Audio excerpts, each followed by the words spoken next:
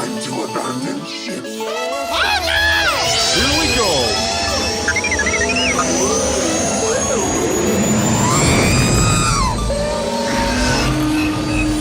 Can I persuade you to join us for a drink? It's a tradition.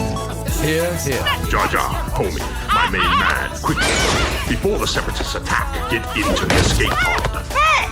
This is escape, then we're the pod.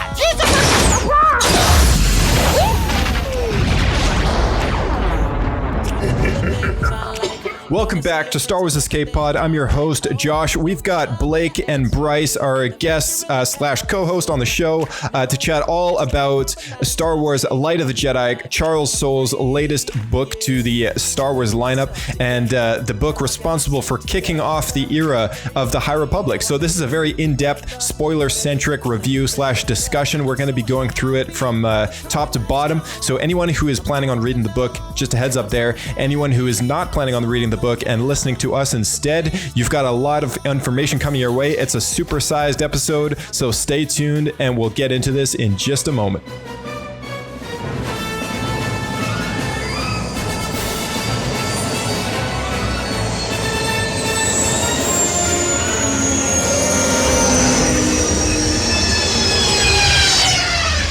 Another happy landing.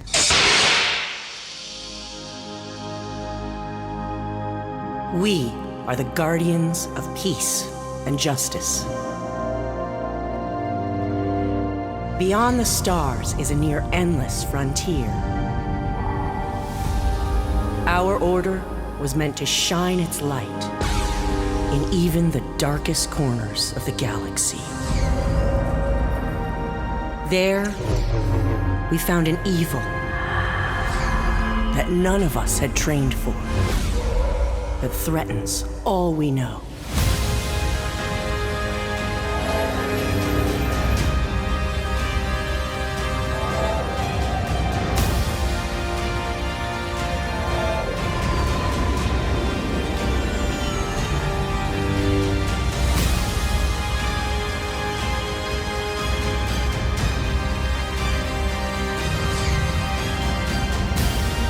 For the survival of the Republic, the fate of all Jedi, for control of the Force itself.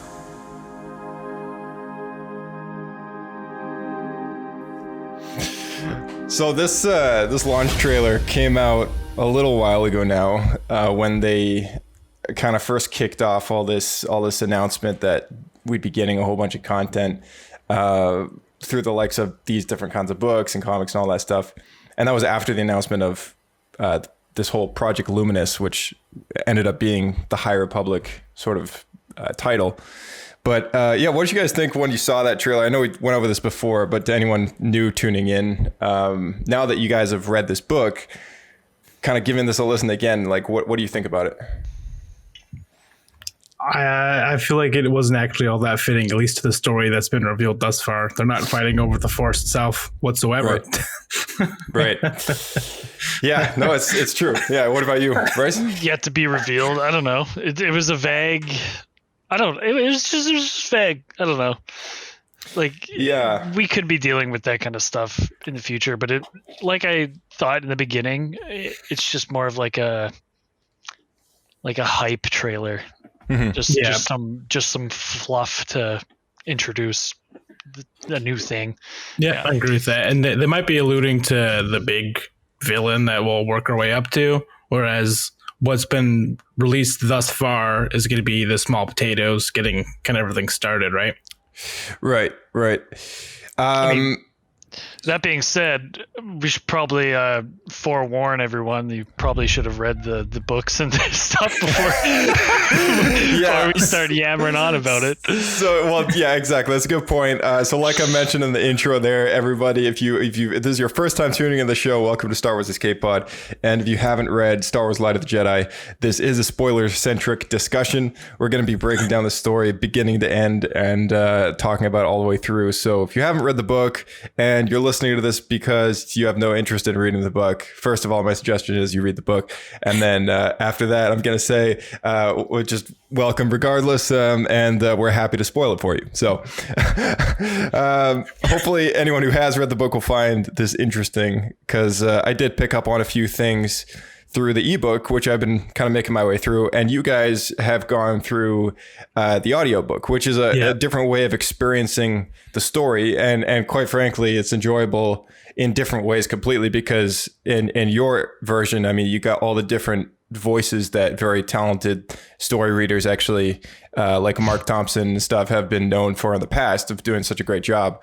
And then you got some, I think you said you had some clips to play at some point, right? Yeah. So just sprinkle those through whenever you got one to pull up. Just let me know, and you can go ahead and do that. I might just wait and just drop it in at random, so you won't know what's going on. so you can experience it like we were, where we were in a very like relaxed state, and then we were hit with this awful surprise randomly. Yeah, I'm gonna reveal it. It really took us out of the story, just like it'll take you out of the podcast that you're trying to do right now. Oh, excellent idea. So, all those listening at home, you can wait in excitement for this. It's a big reveal. So this era of Star Wars, the High Republic, this is 200 years before Episode 1, The Phantom Menace. It's a place in the Star Wars timeline that we haven't really had that much content being delivered to us through any forms of media at all. There's a lot of stuff in the Old Republic and prior to that, and a lot of stuff after the original trilogy in the expanded universe, that is. And now even in canon, of course, we got the sequels and all the content that came with that stuff. But yeah, this is really this like 1,000-year period here where we haven't really had much of anything like in canon or Legends. This is a completely new open water that I guess the story group and Lucasfilm in general just decided to start telling these stories. So this book is like the first thing that kind of kicks off that whole era. And it's funny. I kind of remember us doing this exact same conversation, except talking about the gap between Revenge of the Sith and A New Hope, talking about the book that was the precursor to the Rebels TV show. A New Dawn. Yeah. Dawn, light. I don't know. This I get this mental image of like the sunrise or something. I mean, it's cool. I like how I mean, not to jump to the end right away, but I like how the title of the book works its way into the story. The book itself is split up into three parts, three sections, each of them with their own interlude at the very end. Part one is called The Great Disaster, which focuses in on the big, huge plot that kind of kicks off this story, as well as the whole ripple effect that'll kind of make its way through all the different stories that come after this. Part two is called The Paths, which kind of really get into the villains a lot more of the story, which is they're called the Nile.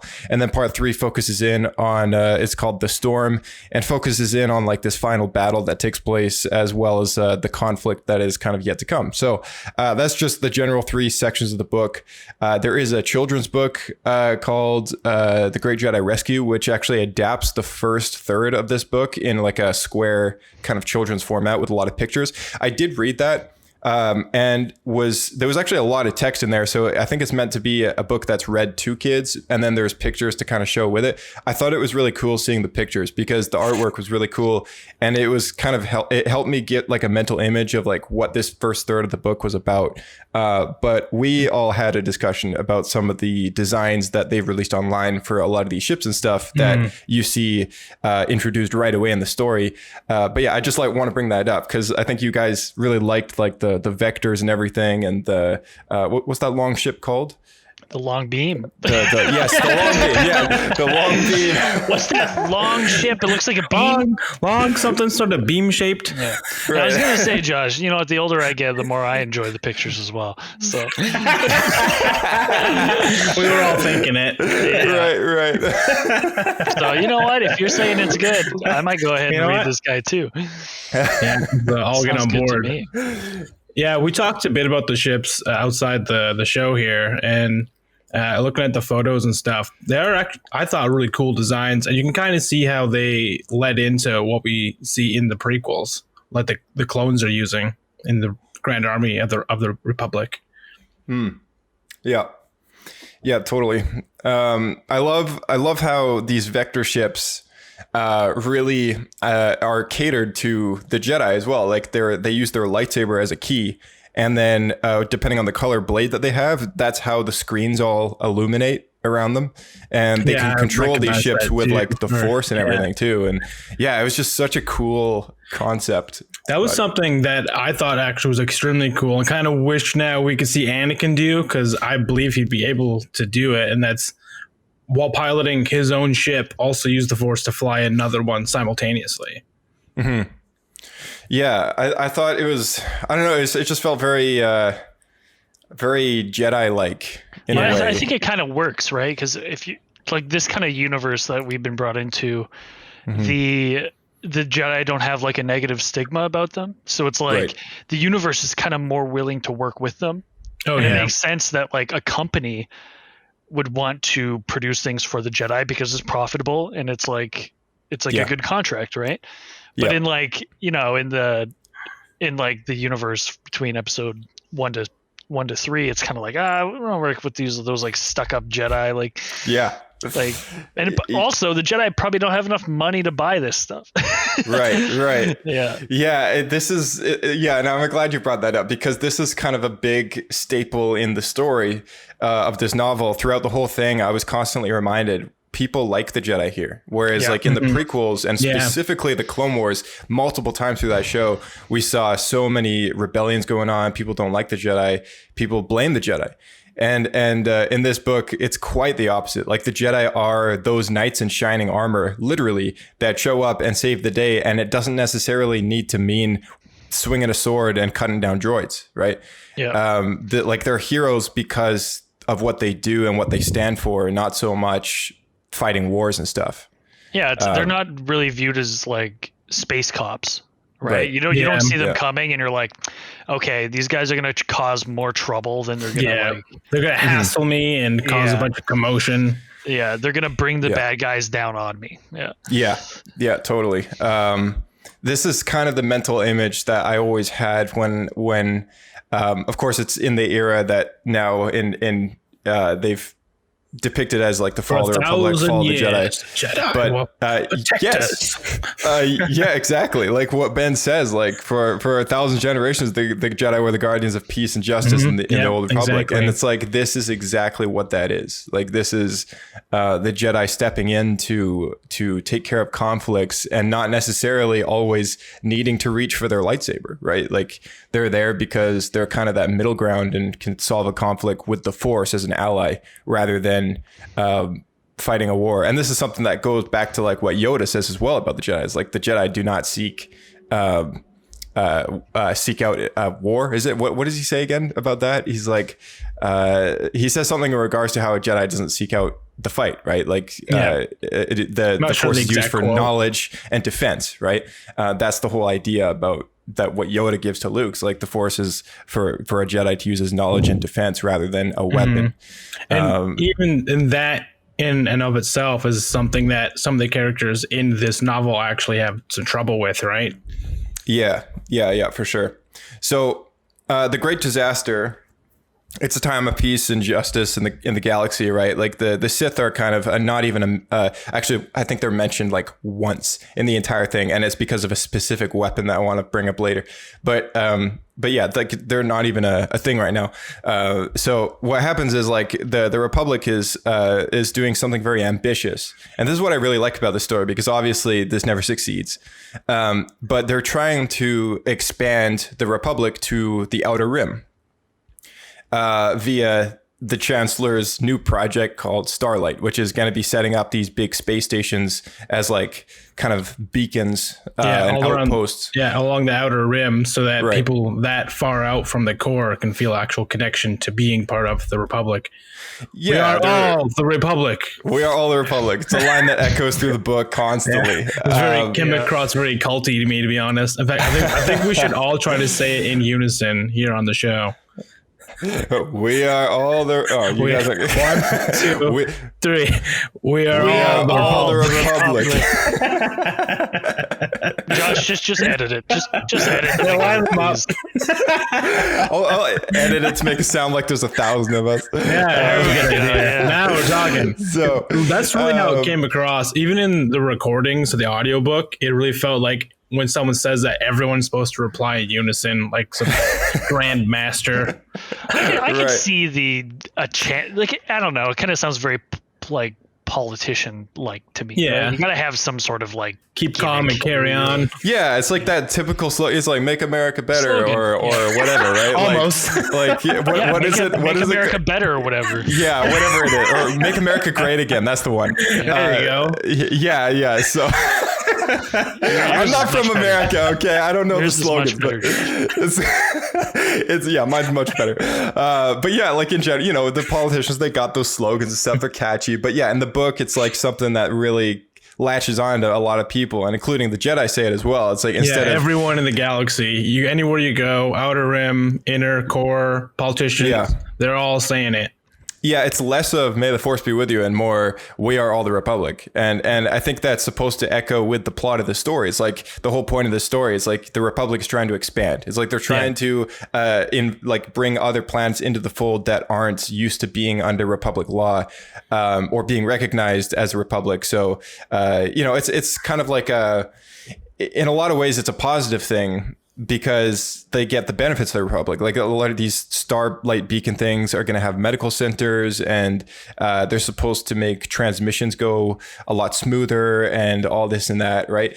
So the starlight beacon is kind of this staple thing that remains through the whole book, is like big ambitious project that's happening. Some people in the Outer Rim are not too happy about it. People who are used to getting away with a lot of crimes and and people who just don't want to be disturbed by big government. Yeah, that too. Yeah, exactly. So the Great Disaster is it's a big ship that's traveling through hyperspace that it's later revealed came under attack. Spoiler alert. Well, this is your third spoiler alert warning. All right. So the ship comes under attack, which you find out later. But basically, in the process of them trying to fix the problem, is they end up tearing the ship apart in hyperspace. And what happens is a lot of these fragmentations of the ship start coming out of hyperspace and crashing into planets and space stations and all this and that, and even almost a star, which could cause like a supernova sort of effect and everything. So it's very dangerous stuff. And this is something very terrible, because like, I mean, it like billions of people's lives are kind of at risk here. And it's at this moment in time as well, I'd like to point out hyperspace is very underdeveloped right now. Like right now, the only way to travel through hyperspace is through specific hyperspace lanes, from what I gather. And you can't always just kind of take off in a hyperspace like they do in the movies and just go where you want to go, like which they rely in the films and in the shows and stuff. They rely on a Navic computer, right? Yeah. So at this point in the story, which is 200 years before all that stuff, they don't have that technology yet. It's all relied on based on previously calculated routes that they've been known to have worked. And that isn't to say that those Navic computers aren't just calculating which path trajectory you need to take. Yeah, I'm not quite sure it's like that different. I just think that like that there are main hyper lanes, right, that like the trade routes go through, like the Hyperion Way, and like there's like very famous ones. You can look them up actually. And I think what is the underdeveloped part is just like there aren't a lot of hyperspace routes that have been mapped thus far, right? Like there's only like, if you think of it as like a tree, or at least maybe this is my interpretation of it. Like I think of like if this is like a tree, 200 years ago, like we're dealing with like a much younger tree with a lot fewer branches, and you can't, yeah, that's a good way to put it. Yeah, like you can't go from like you can go on the main big branches, but you can't go from say like Tatooine to Naboo yet, because there's no one's like discovered the route. The route. You have to take the long way. That's been like mapped out, right? Yeah, that's a good way to put it. I think they do mention they do have nav computers and nav droids, but they're just not nearly as capable. Yeah, they're just not nearly as capable because in this story they had to tie together 1 million or something, or it was like 100,000. That's what they wanted, but they ended up in the actual story it was just over 50,000 originally, and then later they go up to 75, I think 75,000. Yeah. So what all happens in the first part here, in the first part of the book?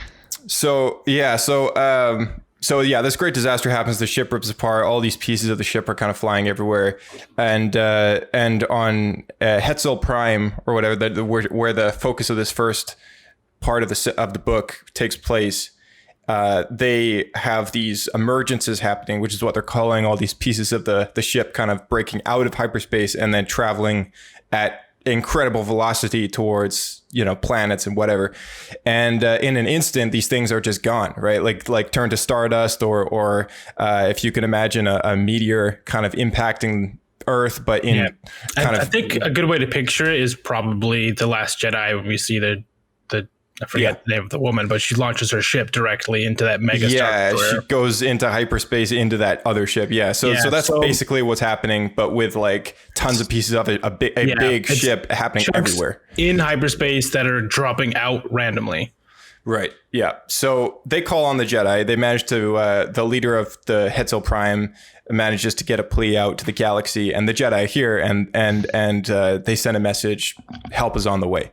And instantly I was like, dude, that is like the most Jedi thing ever. Like I was like reminded of all those old Jedi Quest books and like the Jedi Apprentice books that focused in on Obi-Wan and Qui-Gon and Anakin and Obi-Wan. And I was like, man, this really brings me back to like those just Jedi stories, that's like they're out to help somebody and not necessarily to reclaim a planet back in a galactic conquest, but like because somebody needs help. Right. Yeah. And it's also kind of the vibe of like the old superhero serial TV shows, like the old Batman show, where like the Batman gets a phone call to like go and like send a rescue party or whatever. It's got to go help some people fight some crime. Right. Yeah. Yeah. So first section of the book, very cool. I mean, a lot of chaos, people trying to get off planets, and there's not enough ships for everyone to do it, and all that stuff. So a whole bunch of Jedi show up, and they're trying to control kind of calm the scenario in wherever they are. So there's now people on the planet's surface trying to take care of rebellions happening down there, because rich people's not going to like give up their ship to save a bunch of people and whatever else. And then there's pirates that try to take it over and everything. So that thing's going on. And what else was going on? I get there was some other support ships that try and shoot down some of the debris from this emergencies that are happening. And then something even worse happens, because they realize that there's actually people alive on some of the sections of this ship that is emerging out of hyperspace, and they don't want to blow up these people. There's kind of 3 stories going on simultaneously in that part. And that was the master and the apprentice, who were trying to get the civilians that weren't able to get off planet onto that wealthy person's ship who wasn't willing to share. And then as you're just getting into there's almost like a piece of the ship with people on it that is just came out of hyperspace, and it's just flying at incredible speeds and out of control. And they want to try to dock to it and save those people. And there's a third group that is there's a ship that's this part I wasn't quite sure if they were in hyperspace or they got out and were able to match the speed of a chunk, and they're trying to stop it from smashing into the sun. So that was that was one of the pieces that was about to hit something. Yeah, and they were trying to figure out a way. These things were like almost at hyperspace speed. So they were like they come out of hyperspace and they're traveling like sub hyperspace. So assuming that's very, very fast. So I didn't realize ships could even get to that velocity. I had no idea either. But when you a think lot of of new space, stuff. like you can go as long as you keep burning your engines, right? You're just going to keep speeding up. Correct. Yeah. I mean, you'd think so. Yeah. There's no resistance or anything. It's just the longer you burn, the faster it'll go. I'm not saying, I mean, Star Wars isn't very like scientifically space correct anyway. So it never has been. Yeah. and now that you bring that up, they did actually mention specifically in that section that it would take almost the entire ship's worth of fuel just to match the speed of the object. Yeah, they're running out of fuel pretty quickly.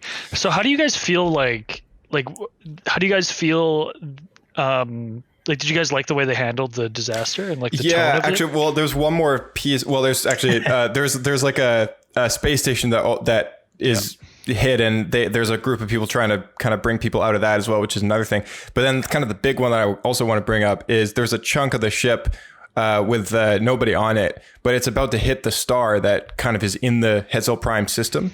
And the Jedi all have to work together to mentally use the Force and push this object away from the sun with their mind, right? And it takes like the whole network of Jedi across the galaxy, even like Yoda on freaking who knows where, to do it. And there's one Jedi that has this ability, which is very cool and reminded me of like some of these crazy abilities that some Jedi had in the Old Republic days. And she has the ability to kind of like through the Force network the Jedi together. And her name is Avar Battle Kriss. meditation. Yeah, it's like battle meditation basically. And her name's Avar Kriss, and she's the one on the cover of the book, the blonde haired Jedi. And so she has this crazy ability. And I was like, wow, that's really cool. But yeah, they do it. And that's one reason I'd never once thought that was a way that the Jedi could save people. Like I'm so used to like seeing them just swing around their lightsabers and stuff like that, and something more physical. Something more hands-on, something more physical, and not necessarily like, oh, we all need to work together to like push this object out of the way or billions will die because the star is going to blow up. So it's something new that I really liked about that story. But I like that a lot, because I mean, this is obviously taken directly from the Old Republic, like Knights of the Old Republic with Bastila Shan, like where, but in that case, like when you're playing Knights of the Old Republic, you just know that like, okay, when she's in a space battle, they just end up winning somehow. Like you don't battle meditation. They kind of talk about it. They explain it that she simultaneously allows all of the Republic pilots to work together better. Right. Like the Force is going to kind of guide them to work together as a team, almost like Jedi themselves, flying fighters, and at the same time demoralize the enemy ships and their pilots, so they'll lose confidence. I don't remember it actually being explained. Yeah, it's actually explained in the first game. Oh, really? Go ahead, bro. Oh, I was just gonna say it was nice. Like the book, I feel like executed that in a way that I kind of like I wasn't like, this is weird. I was like, no, this is like, this kind of seems like something you could do with the Force. Like even if it's just like, even if, you know, each Jedi is just helping out like 1%, like if everyone is like able to kind of like communicate, like this seems like a cool thing that Jedi could do. It doesn't seem like some crazy super weapon. Like there are Jedi that are like dying, right, while they're trying to do actually died while doing this, which I think is really good, because it's like, I'm so it's not an easy thing to do. It's like goes back to the whole thing of like with no sacrifice, no victory, right? Exactly. So it makes it feel, I mean, it feels bad, but it makes it like the stakes are really high and really like, if no one's, I don't know. Yeah. If it's too easy, then they all become too powerful, and then why is there ever any problems? Yeah. Right. And I'm glad you brought that up. Yeah. Because that was something that kind of struck me with when they first had this anticipation of like, oh, okay, we all need to work together to like move this. I'm like, yeah, they're gonna move it. And then some Jedi died while doing it because they failed the first time. They failed the first time, and their whole focus was like on this thing, and some of the Jedi who were flying around ships and stuff like that just crashed and had accidents because their whole attention was being like, everything that they were giving was towards moving this object. Yeah, and I was like, this is so cool, like watching or just like having this thing happening, but then like there's really high stakes because like some Jedi are actually dying because of all this. Yeah, there are some idiot Jedi out there. Okay, like there's that one guy who falls off of a tower while he's trying to do this, and he falls to his death.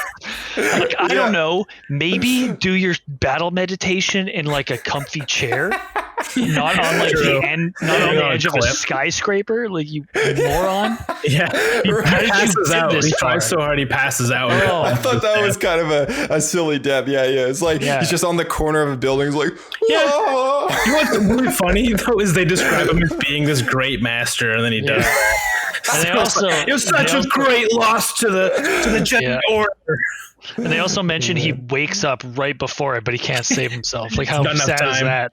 He's like almost hit the ground. He's conscious for the impact. It's like while he's falling, he's still focused on the fragment in space. But I mean.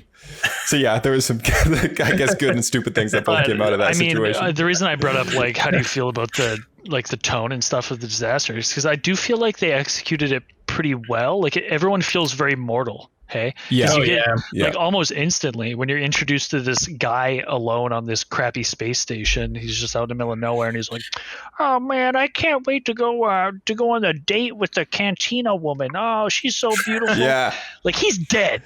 Wait, what's that? Man? Like, I thought that was actually really because at first, when you're listening to a story or reading a book or whatever, it introduces a character, and then instantly you're kind of you're not forced to like this character at all, but it's like instantly you're in your head you're like, okay, here's a new character, I got to kind of get invested with like what he's doing in the story now, and then by the end of the chapter he's like dead. And it's like, what? Yeah. Like a whole chapter just to describe someone's aspirations and hopes in their life, to ask some girl out, and then boom, just gone, like dead. Yeah, it was setting a tone, right? That this is like a big deal. It's a big disaster. A lot of people have no idea, and they're just going to be murdered at a moment's notice. Like right. You have like one emergence comes out and destroys like 4 transport ships full of people. Yeah. Right. Yeah. So innocent people. And I'm probably going to bring this up more like as multiple times as we go through this, and I know I've spoken to Blake about this before, but like you don't need a super weapon to have like the high stakes. Yeah. Right.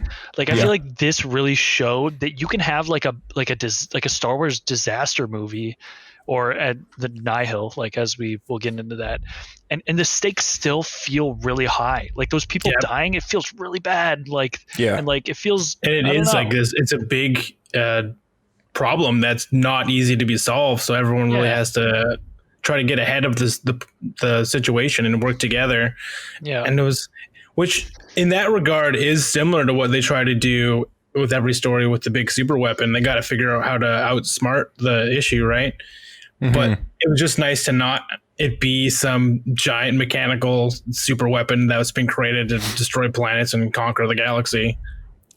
Right. And actually there's an annotation I saved from chapter 4, which it reads, the Jedi's lightsabers would not save Hetzel.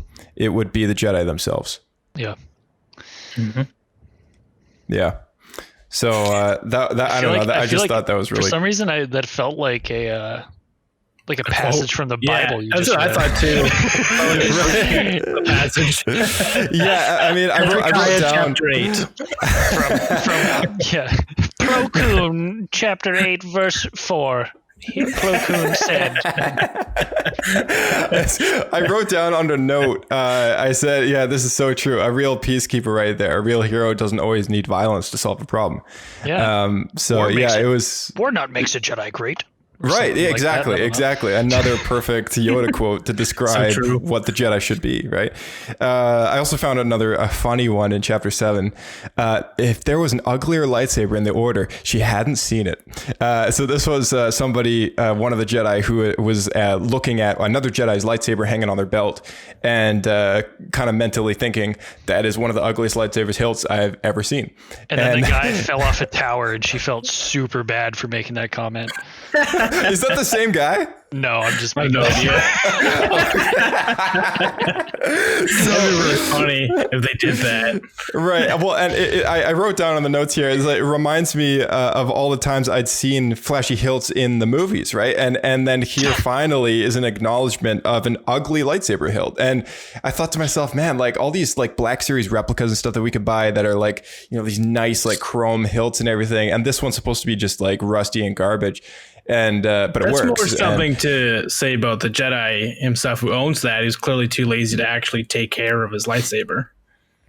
Yeah, exactly. I just thought it was an interesting little quote because I thought to myself, like, man, there's a lot of fan-made lightsabers out there, which resemble nothing of the ones from the movies, and yet maybe this is kind of an acknowledgement for them, just like a dumpster saber. It's still a lightsaber, yeah. So anyway, but yeah, this first part of the book was very, I think, well orchestrated because it is supposed to be so terrible that it kicks off not only the rest of the story, but it's supposed to have ripple effects through all the other books that they're going to be publishing, right? So does that mean there's going to be these emergences throughout all of the upcoming stories and stuff? Like this could potentially still happen? Like it's a lingering problem? It's possible. I think as far as the end of the book goes, I mean, they kind of come to a conclusion that they fixed all the ones that were headed towards certain areas where people were in danger. Yeah. But I mean, we'll get into this later, but I think I have stuff to say about this, but we can do it at the end. Right. Yeah. And just very briefly though, like having gotten into some of the comics and how they overlap with this first book, like the first issue of Star Wars Adventures and then the Star Wars The High Republic from Marvel, both of those first issues overlap with this book. Yeah. So to me, I was like, oh, well, as we go kind of down the series a little more, maybe it's possible because this really the comics really kind of go directly after this novel does, and maybe we'll see some later consequences that kind of come up in this story that kind of then show up later. But yeah, who knows? So I have a question for you guys. Actually, yeah, go for it. I haven't read a Star Wars book in a long time, and I was wondering actually, how does this feel compared to like other books you guys have read in the past while? Like do people die a lot in like other Star Wars books? Is it kind of people die, but I don't know, like the stakes haven't been as high, right? Yeah, so like I agree with that. Like the stakes in this book were higher, I think, than probably. It's a good question though, and I like that acknowledgement because I mean, I know. Yeah, like Blake and I have read some of the books, at least through the canon, and I guess Blake, you've kind of like not read as many lately because the first batch of books were underwhelming for you. Yeah. Like how do the characters feel and stuff like that? Like, I like the characters in this book. Yeah, I would say actually the characters themselves, I think, are very, like how they're described and created and how they all have a very unique personality and history. Yeah. Like that has been very consistent. It's just a lot of the different plots have been differentiating and lackluster to how interesting they are. Mm-hmm. Yeah. I'm looking at you, Battlefront books. Yeah. So the second that one was actually amazing. The first one was. It took me 3 tries to get through it, and I was never going back. I wasn't a fan. I wasn't a fan. It was tough to get through that one. But then Across the Stars was fantastic, and that was supposed to be a preteen love story. So. Right.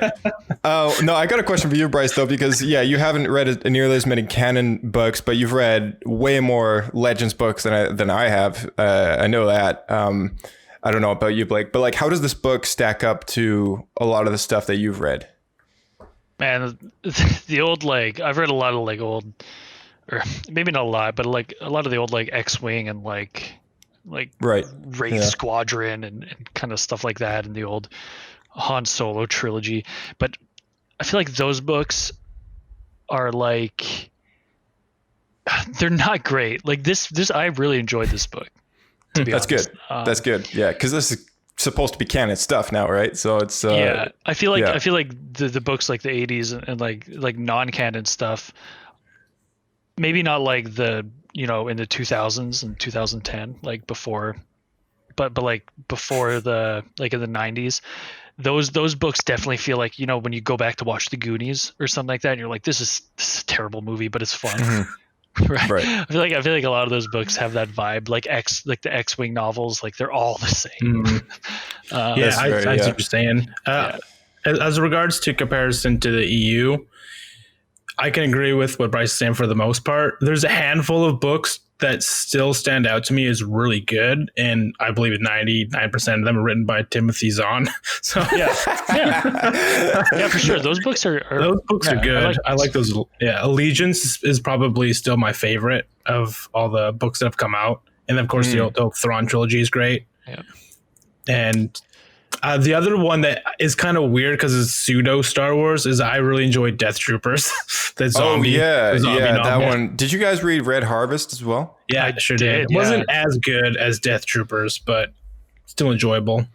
There was the one that always sticks out to me. Well, I have major nostalgia towards like the Scholastic books for kids, which were like the Boba Fett series and the Jedi Quest and the Last of the Jedi series and the Jedi Apprentice. Those ones were all kind of like right up my alley because like I loved the prequels and I really loved the character of Anakin Obi-Wan and like to watch that dynamic happen throughout these multi series of books. And Jude Watson made I think all three of those series, Jedi Apprentice, Jedi Quest, and then The Last of the Jedi. And then to see some of these characters kind of tie in with all those, there's like this giant narrative that happened. And it was really cool because it got into there's another thing about this book that I really like. It got into their heads a lot more. So you kind of understood those characters a lot better. But then also it allowed me as kind of a younger Star Wars fan, a reader, to understand how the Force works in a Jedi's head and like what kind of goes through their mind when they're doing certain things. And this book kind of really brought me back to that state of kind of seeing how all these Jedi perceive the Force and like how they kind of operate in their head with like what they're doing. So, some ways to describe it is like this book really kind of highlighted how each of the Jedi view the Force, and like Avar Kriss really views it as like this musical song that each person in the Force has their own tune. And then there's another Jedi who views it as there was something else. Someone said light. They actually see it as a force itself. Right. Yeah, exactly. So I liked how they started getting into how all these Jedi are different in the Force, right? And how each of them are so unique. How they come to understand it and connect to the Force itself. Yeah, exactly. I definitely like that. And what you said about those old books, it's really nice to read about the Jedi, and they're not perfect, right? Like they struggle with stuff as well. And you maybe from like an outside perspective, when you're seeing them on films, they're like, they're these like perfect guys. But they also like struggle with like, oh man, like should I kill this bad guy? Like I don't know. I really don't like him, but the Jedi Code says I probably shouldn't. Right, exactly. And there was a really cool dynamic between Anakin and this Jedi Padawan back in the Quest series. His name was Ferrus Olin. And Ferrus Olin was kind of like Anakin's rival at the temple. Like he was this kid who was kind of jealous that Anakin was this like prophesized chosen one, good at everything right away, all this stuff. And later you see pissed off a lot of people. Well, something happens between the characters which actually gets him kicked out of the Order. And later on in the Last of the Jedi series, when the Jedi are kind of like killed off and everything, Obi-Wan's in the desert. He's got stuff to do, and he actually seeks out Ferrus Olin to be his aide and to actually kind of bring him back into the fold and say, hey, look, you've been trained as a Jedi. We need to do something about this. Like this empire, this Darth Vader that's kind of coming to power, like all this stuff. And so Ferrus then becomes a big staple character in that series. And he actually comes face to face with Vader, and Vader recognizes him. And there's this really interesting dynamic between those characters, because I think Ferrus starts to recognize some things about Vader's fighting style and all this stuff. It's so good. It's so like, it's something that you can't get in the films or in the shows, right? And once again, back to Light of the Jedi, like there's something about this book that really makes it special in the sense that this is a Star Wars story where you get inside the heads of the characters, and that's something to appreciate in itself. And honestly, this book I found just had a really large cast of a lot of characters, and they all felt really unique. There wasn't a lot of overlap, which was really good. Yeah, that too. The whole reason I brought that up, as well. Like I was like, I don't know. Like, is this like I was kind of worried you guys would be like, it was a mad book. Like, and I'm like, oh, maybe I just haven't read a Star Wars book in a while. And I was just like, haha, it's really good. It's Star Wars. Where's lightsabers? No, I think this was, I think this honestly was probably, if I were to recommend any book for anyone to read in Star Wars, I would probably give them this one now and say, this is a good idea for, because not only does it kind of act as this beginning point for, in general, like Star Wars stories going forward, in canon, it's actually the first thing that if you were to put everything in a stacked timeline, might like confuse them the in the first thing on the movies. list. So it's the first thing on the list, and also it's just a generally good story. Like it's a good Star Wars book, because there have been Star Wars books that, you know, we've read in the canon that have not been that great. Like some of them have been pretty underwhelming. True. So I mean, this is just a solid book. Can't go wrong with it. Would you tell them to read it, or would you make them listen to the audiobook? Triggers. A squeal from the comm system, loud and insistent. A scream, or a yell. Forceful, almost panicked. It startled Teami. And if she were not a Jedi Knight, she might have inadvertently fired her weapons. But she was indeed a Jedi Knight, and did not fire. It took Teami a moment to understand what she was hearing. Not a scream, but words in Shriwok. Muriaga saying something she could not understand. Loud, insistent, desperate. His emotions strong again. That has to be the worst Wookiee I've ever heard. That Wookiee interpretation is terrible. It's so bad. That was even sounds worse like than I remembered it being. It's like a guy who's been, I don't know, tied up around the mouth or something, just doing, Let's listen again. Triggers. So do you have any other audio clips from the first third of this book before we kind of move on to the second third, or anyone? I only have one other audio clip that I clipped that I wanted us to listen to, but I knew we had to listen to the fantastic interpretation of Shriwok in this audiobook. Oh, absolutely.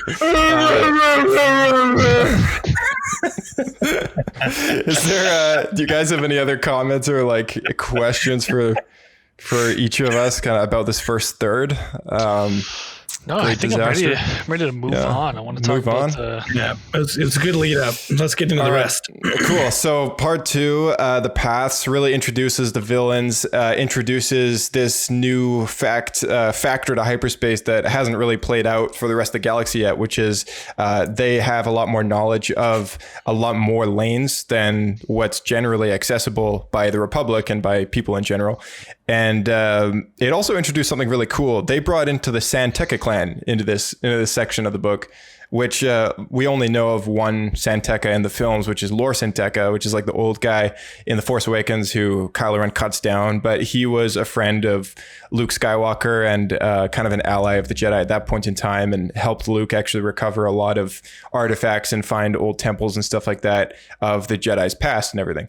So I thought that was kind of cool that they brought his ancestors into it, and that their job specifically is they're basically like pioneers. Like they go out and find hyperspace lanes. Yeah, they found like mountain passes, but it's hyperspace. Yeah, and then they sell that information to like, you know, the Republic, I guess, or whatever. I was super glad they did that too, because the beginning of Force Awakens, when you meet Lor Santeca, they make it feel like he's this really important character, and then nothing happened. Right. It was very lackluster to me. So this kind of fills in a little bit of why he was important, even if it's just his lineage. Yeah, totally. So there was something that popped up in this section of the book, which it stuck out to me. I just wanted to run it by you guys. Maybe you have a better idea what this is, or maybe an idea for kind of what it could be. The line said, can you coordinate the other RDC commanders to station cruisers at the applicable hyperspace beacons? What is a hyperspace beacon? Is that like a lighthouse or something floating in space that just kind of it's like where the hyperlane begins and ends or something. Like I don't fully know. So I feel like it's a launch point for like the major hyperspace lanes. If like a buoy. Like I'm looking at it on I'm looking at it on the Wikipedia. Yeah. What does it say? And here, let me send you guys the link here. But there's a canon tab and a legends tab. In canon, it's only referenced in this book and in Star Wars issue number 56, and that is it. In legends, it's got a lot more to it, where it's been mentioned quite a few times through various different stories, including the Darth Plagueis book. And I'm just trying to figure out. Because I feel like in the legends, hyperspace beacons, you had to use them. Because I mean, in like, and we're talking like 3,000 years before the Battle of Yavin and stuff like that, before nav computers existed. Yeah, this feels to me like it's supposed to be a buoy for shipping lanes when a ship is leaving port, so they don't hit anything. Yeah, it does say on this page they're also known as jump beacons. So fixed as navigation points for hyperspace travel. Yeah, it could be, and they kind of talked about this in one of the Nihil parts, where you have to get beyond a certain distance from a planet to jump, so it doesn't is not affected by the planet's gravity well, and that could be a beacon that would signify you're now in a safe, you're safe enough from the planet to jump in hyperspace. Yeah, that's also a possibility. Yeah. I don't know. I was just kind of curious about it because it was the first time that I'd read about a hyperspace beacon. And I don't know, I just thought it was interesting. So what do you guys think about the Nile? Because this is kind of the real, it really gets into the juice as to like how this organization is kind of made up. And it's basically this, what they described it when the authors were all chatting about it in the launch events. Like they're kind of like Vikings or pirates, but kind of worse. They don't really have a code, but they do have a structure. And it seems to me that it's almost like a pyramid scheme of some kind where like they recruit, sort of, they recruit, what's the term that they use for them? Is it like strike? They call it different terms like strikes, clouds, tempests. Tempests, and the tempests are like the heads of each section, and then there's the eye. So there's like the 4 different kind of titles there.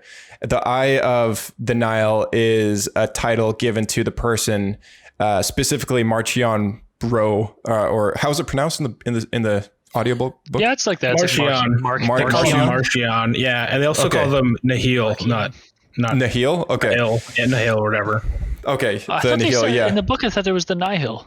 That's it, Nihil. Yeah. Oh, yeah. Nihil. Okay. Nihil. So the Marchion Ro and his father used to hold the title of the Eye, which they have this secret as to kind of what they do to get this information, which we'll kind of break down in a bit. But I thought his kind of stature was cool because he's the one responsible for giving the Nihil the information to make these very unique hyperspace jumps, which only they can do. Like the general public doesn't know about all that stuff. Yeah, so they're similar to Lord Santeca. They're able to figure out their own hyperspace lanes, and the majority of people can't do that. And it's something that it almost is done through the Force. And so if you're not tapped into that kind of Force power idea to figure it out, then you just can't do it. Mm-hmm. So.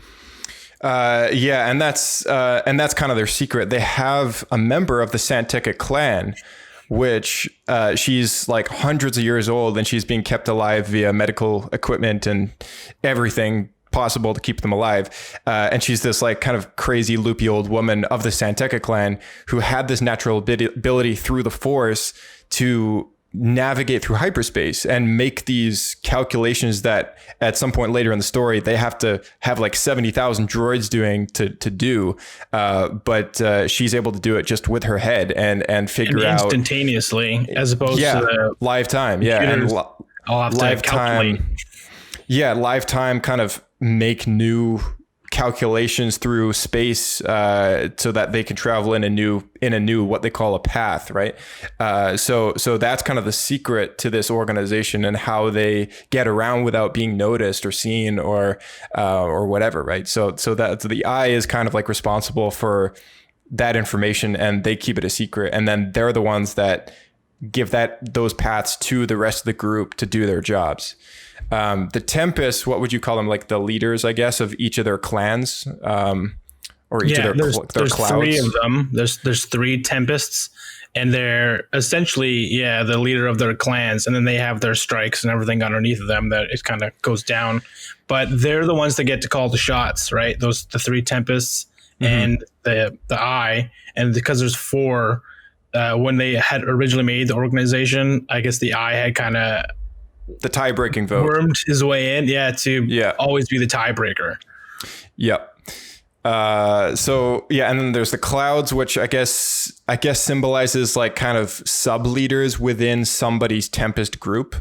And then the strikes are kind of like the minions, like the soldiers and stuff like that, the people that are like at the bottom, who kind of do all the dirty work stuff.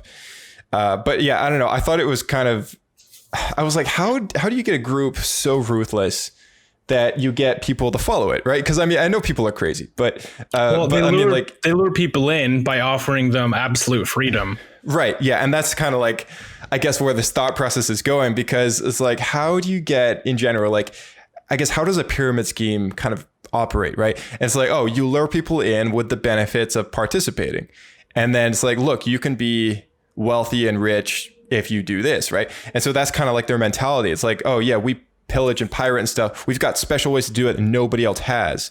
And that's how we're successful. Kind of an apprenticeship program is how it's kind of modeled after, right? Yeah, totally. So it was so even though they have this like rough architectural like code as like to how they work and everything, it's very rough, because anyone is willing to cut someone else's throat in that place to kind of get a higher position and to get money and anything that they can get, right? So I mean, they are all pirates. Yeah. To me, it seems like these are. It's like less. It seems less Viking to me than I originally like thought they'd be, because to me it kind of sounds like they're. It's like and this has happened a couple times in history where you have like an anarchist government. You know, where it's like, we have a government, but we believe in freedom, right? Like no one's in charge. But really you do have like Marchion Ro is in charge, right? Like he is the politician. Then you have like the three generals, and then everyone else gets to be free. But really you do have a guy who's kind of like the Shadow King, right? He's calling the shots just because he doesn't call himself their leader, but he's still leading. So I feel like it's really like, it's like an anarchist society, but it's like false freedom. It's like, you don't really have freedom. I'm making you believe you have freedom. Right. And I feel like if people want something to visualize exactly how these guys act and what they look like, just watch Mad Max Fury Road and look at all the raiders. Yeah. I think so. Actually, that's a good point. That's the perfect depiction as to like what these guys are like. It's like they're basically the raiders from some dystopian. Absolutely. Yeah. And what's really funny is in the audiobook, whenever they play, these guys always have like thrash metal in the background. And Wreck metal. They call it wreck punk. Something like that. That's it. Yeah. But they actually have music in the background of the audiobook, and it's the same music as Mad Max Fury Road. Those guys are always playing. It's pretty fun. Yeah. Yeah. I really like the way how they've executed the Nihil. And again, they're not like these crazy powerful people. They're just like disgruntled miners and like people they just want to like screw around.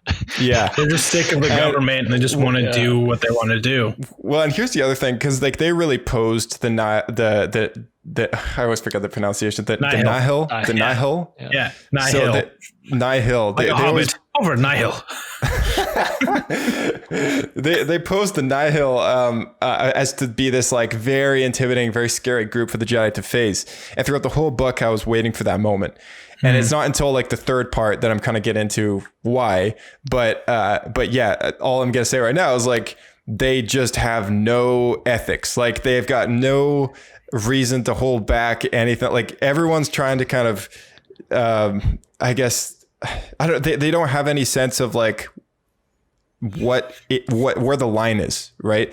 So if it means, going suicide to take somebody down, then they'll do it, right? Or kill their own friends and everyone who might accidentally get in the way. Yeah, massacre their own I think people. A big theme of the Nihil in general is like they're not as like, I don't know if they're as extremist as like I think the people in charge are extremist, but like I think in general a lot of like just the normal people are kind of just being taken advantage of. Oh yeah, totally. And that's what Because- makes it kind of like a pyramid scheme, right? Yeah, because like, they've been taken by this gimmick, like when in the book when they're like, it's because they're a bit goofy too, and they're a bit in over their heads, where they're like, "Who are we? Like the Nihil? What do we ride? The storm, the storm. Who guides us? The eye." Yeah, right. Like it is very like, and then in this part, right, you get the first. You get the first kind of taste of Marchion Rowe just trying to control the rabble. Like he has, his one Tempest runner. He goes off and tries to do his own thing, right? He's like got this he goes to Iriadu and tries to like extort them, and it all goes wrong.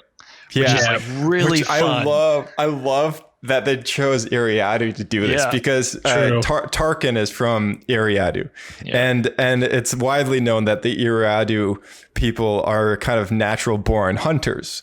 So when it all goes wrong, it's like, oh man, they're so screwed. Like they're gonna come after those people. Like they're gonna take them down. Like in the Tarkin book, they talk about his upbringing, and part of it was they just take him to the middle of the wild and with lots of dangerous creatures, things like tigers and lions and all that, and they just leave him there. And for him to be an adult, he has to survive like 6 months or whatever, make it back to town.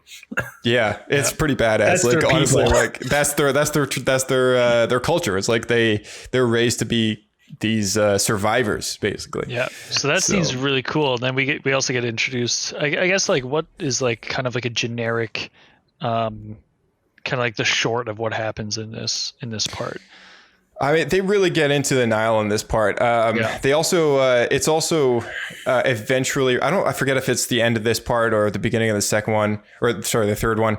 But it turns out that Marchion Rowe, the reason why he has this woman who's part of the Santeca clan is because him and his father are actually like related to that family. So Marchion Rowe is a Santeca person, but his name, they don't use it at all through the book. And in the third part, it's revealed that he's not Marchion Rowe. He's somebody else. Like that's not his name. And so I'm really curious as to like the identity of who he is and if he's maybe even got a name that we might recognize, like possibly, or maybe he just has that Santeca last name originally. Yeah, they really alluded to him having some sort of mysterious background that's relevant to what's going on.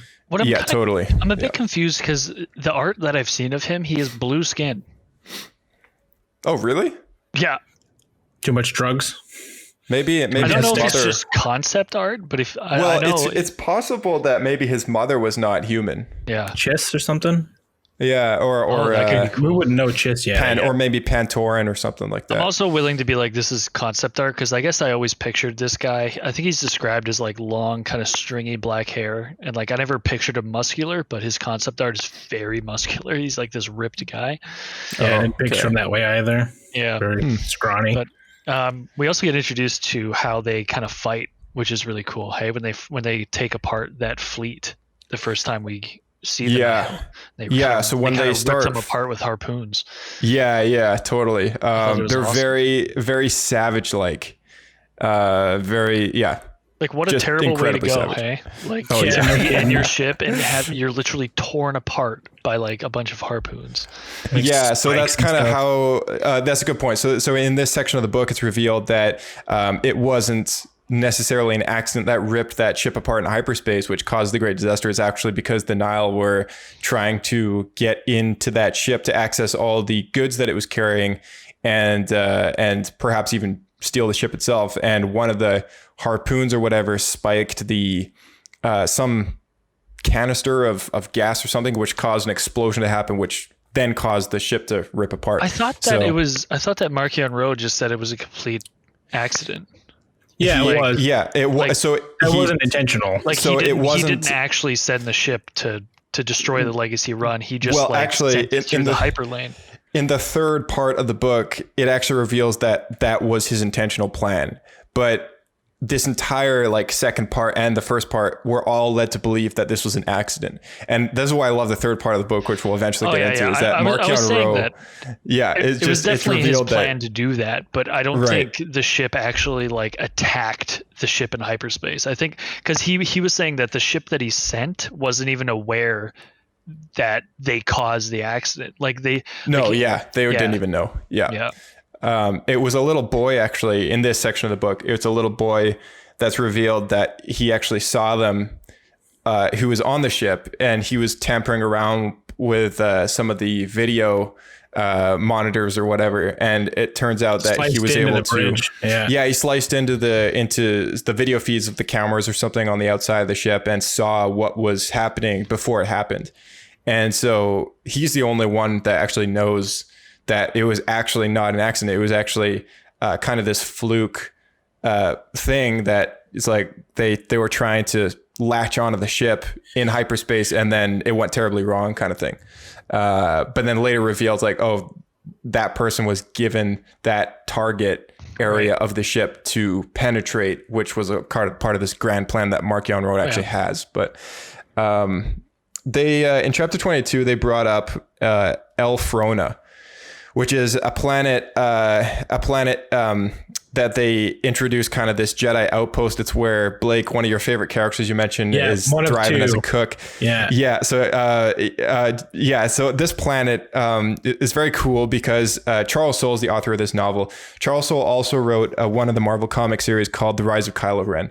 And in The Rise of Kylo Ren, Lor San Tekka takes Luke Skywalker and Ben Solo to this planet called Elfrona, where they find this Jedi outpost temple, and it's been built into the wall of a mountain. And it's I wrote a little note here about it. Is that Kylo Ren and Ben Solo come here with Luke Skywalker and Lor San Tekka after they rediscovered it, and then again when he decides to join the Knights of Ren after Luke's temple was destroyed, Ben Solo goes back there, and the inspiration of the design is directly taken from Petra Jordan, otherwise known as the Indiana Jones temple from the which one is it?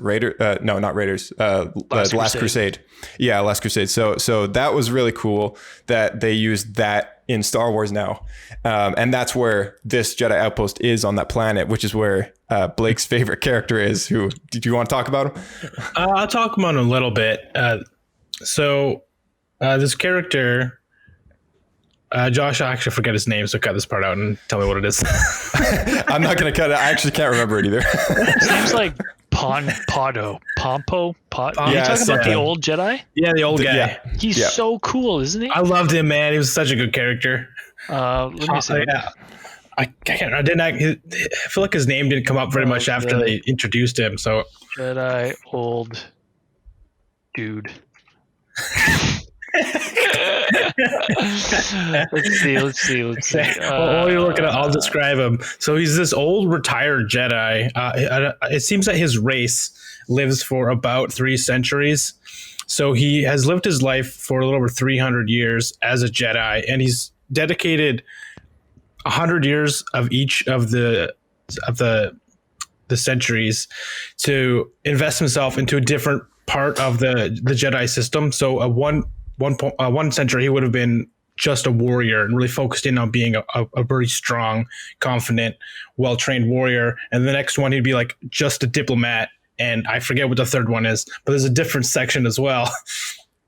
And so he's kind of this old retired Jedi who's essentially done it all, but he's, instead of retiring to the Jedi temple, he's decided to retire to this outpost in the middle of the Outer Rim and just make a shack and just sell soup.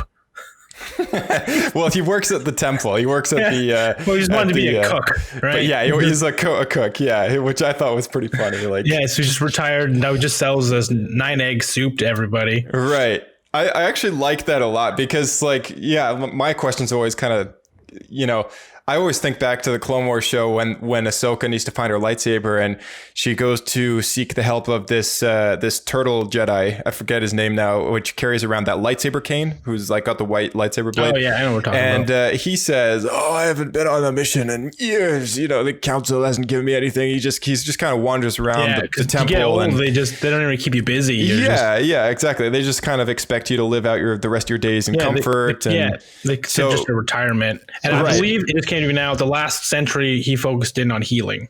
Right. Oh, that's what it was. Yeah. So but your favorite character there, he's like he's got this interesting mentality. He's like, oh, I don't want to just sit around doing nothing. Like he's quite useful. To keep himself busy. So he figures out how to make his famous 9-egg stew.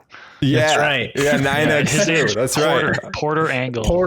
When I go to Galaxy's Edge, I want a bowl of this 9-egg stew. But it's cool, right? Because like he's known as the blade of Irukon or something like that. He's like this old warrior from back in the day. He's just this like hardened battle Jedi. It's really cool because when you're on this planet and eventually you're introduced to the Nihil trying to capture this mining family, right? Mm-hmm. You see him switch from like grandpa selling soup That's to exactly like what I was going to get to. You see him switch to like the Vietnam veteran who's just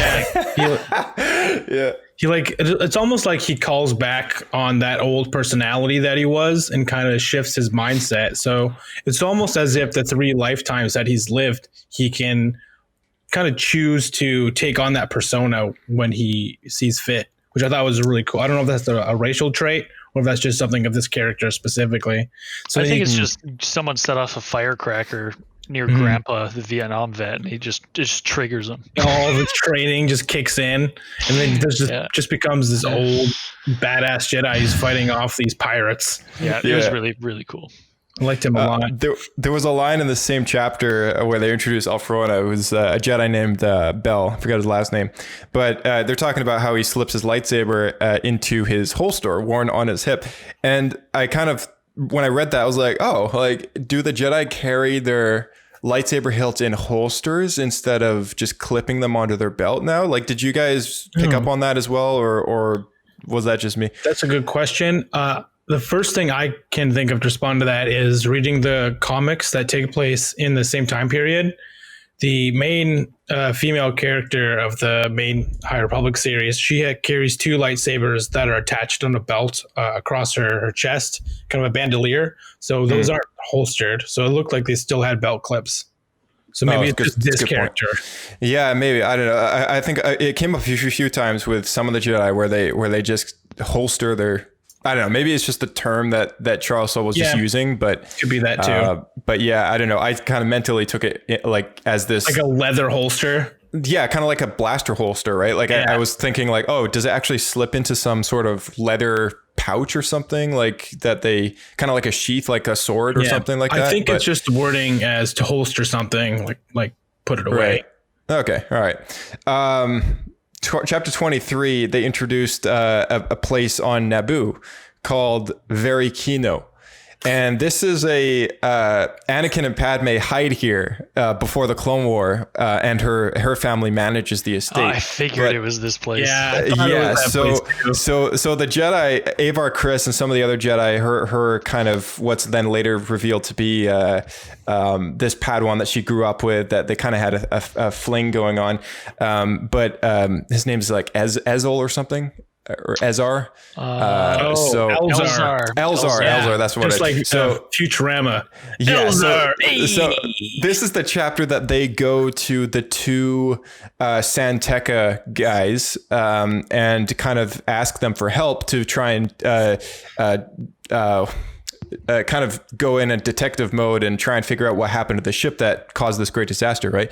So they're on their big property in this mansion across the lake from Very Kino, and so they're standing on the balcony looking across this waterway at Very Kino, and they kind of give this spiel about, oh, some great artist lives there, and it's kind of this estate where people can go and people of importance, that is, and stuff like that. And I thought it was a nice little nod to kind of that scene where Anakin and Padme stand on the balcony looking off at now this place in this book, in 200 something years later kind of thing. I just thought it was a cool thing, just nice little nice little nod, and also information. They actually talked about the area itself. They mentioned how it's all the Lake Country is what they refer to, same as the films. Yeah, and they mentioned that it is the most expensive part of the entire planet of Naboo, and even a lot of the politicians and stuff and general wealthy people can't afford a home there. Only the ultra elite can afford to have any homes in that area.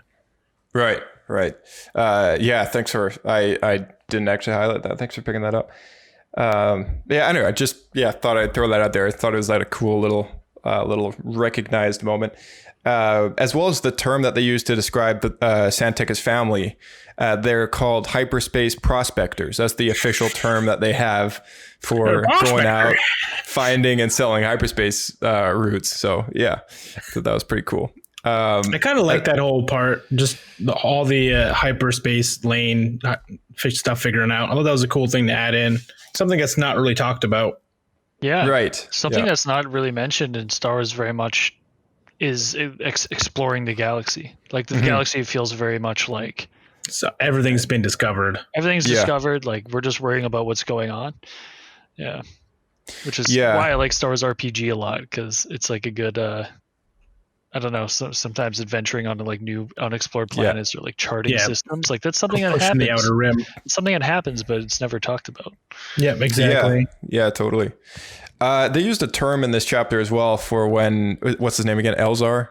That's right. He does something which the book refers to as a mind touch, which in common slang, even amongst Jabba in the films, it's called a mind trick, but he calls it a mind trick and no one else calls it a mind trick. They all call it a mind touch. And I was like, oh, this is where the term actually becomes a public knowledge thing, is like, oh, this is a mind trick, because he sees it as it is. I think he's a kind of a straightforward kind of guy. He's like, dude, this is a mind trick, not like, what's a mind touch? Like, it's like, not for tricking people. To me, this felt like Lucasfilm Story Group trying to change the wording, because mind touch sounds a lot more Jedi-like than mind trick. You wouldn't expect Jedi to go around manipulating people and tricking them. Right. So, to me, this felt like they were trying to change the canon name of this ability. Oh, I felt it was kind of an in-canon reason to give it a term that is very un-Jedi-like, right? Which is the mind trick. Way worse to me. This sounds like harassment. Mind touch? Mind touch? Mind grasp? Not at all. Do not touch my mind. Don't do a mind mind fondle. A mind grope on me. Like there's no way Elzar had a good time as a Padawan when they're just like, oh, what are you gonna do, Luzar? Touch me with your mind, Luzar. So true. Oh man, there's a lot of stuff I grabbed out of this chapter. There was another little sentence that Avar sent him an impulse of her own across their link, one he would recognize immediately, simple and straightforward. So I've always loved how a Star Wars book can really, dial in how a Jedi responds and communicates with the Force, with other Jedi telepathically. You're in their head, so you can actually see that stuff. Yeah, which goes back to what I was saying about, this really kind of gets into...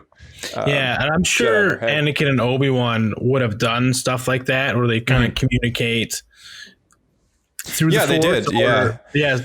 Really subtly. It's just we don't really see that in film because we don't know what they're thinking. Well, that's why I love the Jedi Quest series so much, because and I think it still holds up now that I've picked it up for a while. But the 10 books that kind of stand as it is, it was such a cool insight into their relationship between episodes 1 and 2. So, so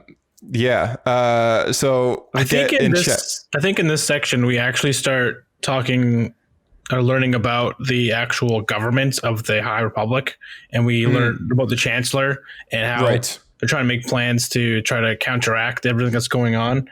And something that I was very surprised by, and I really I'm a little uncomfortable with, is they decided to make the Chancellor of the High Republic a Trandoshan.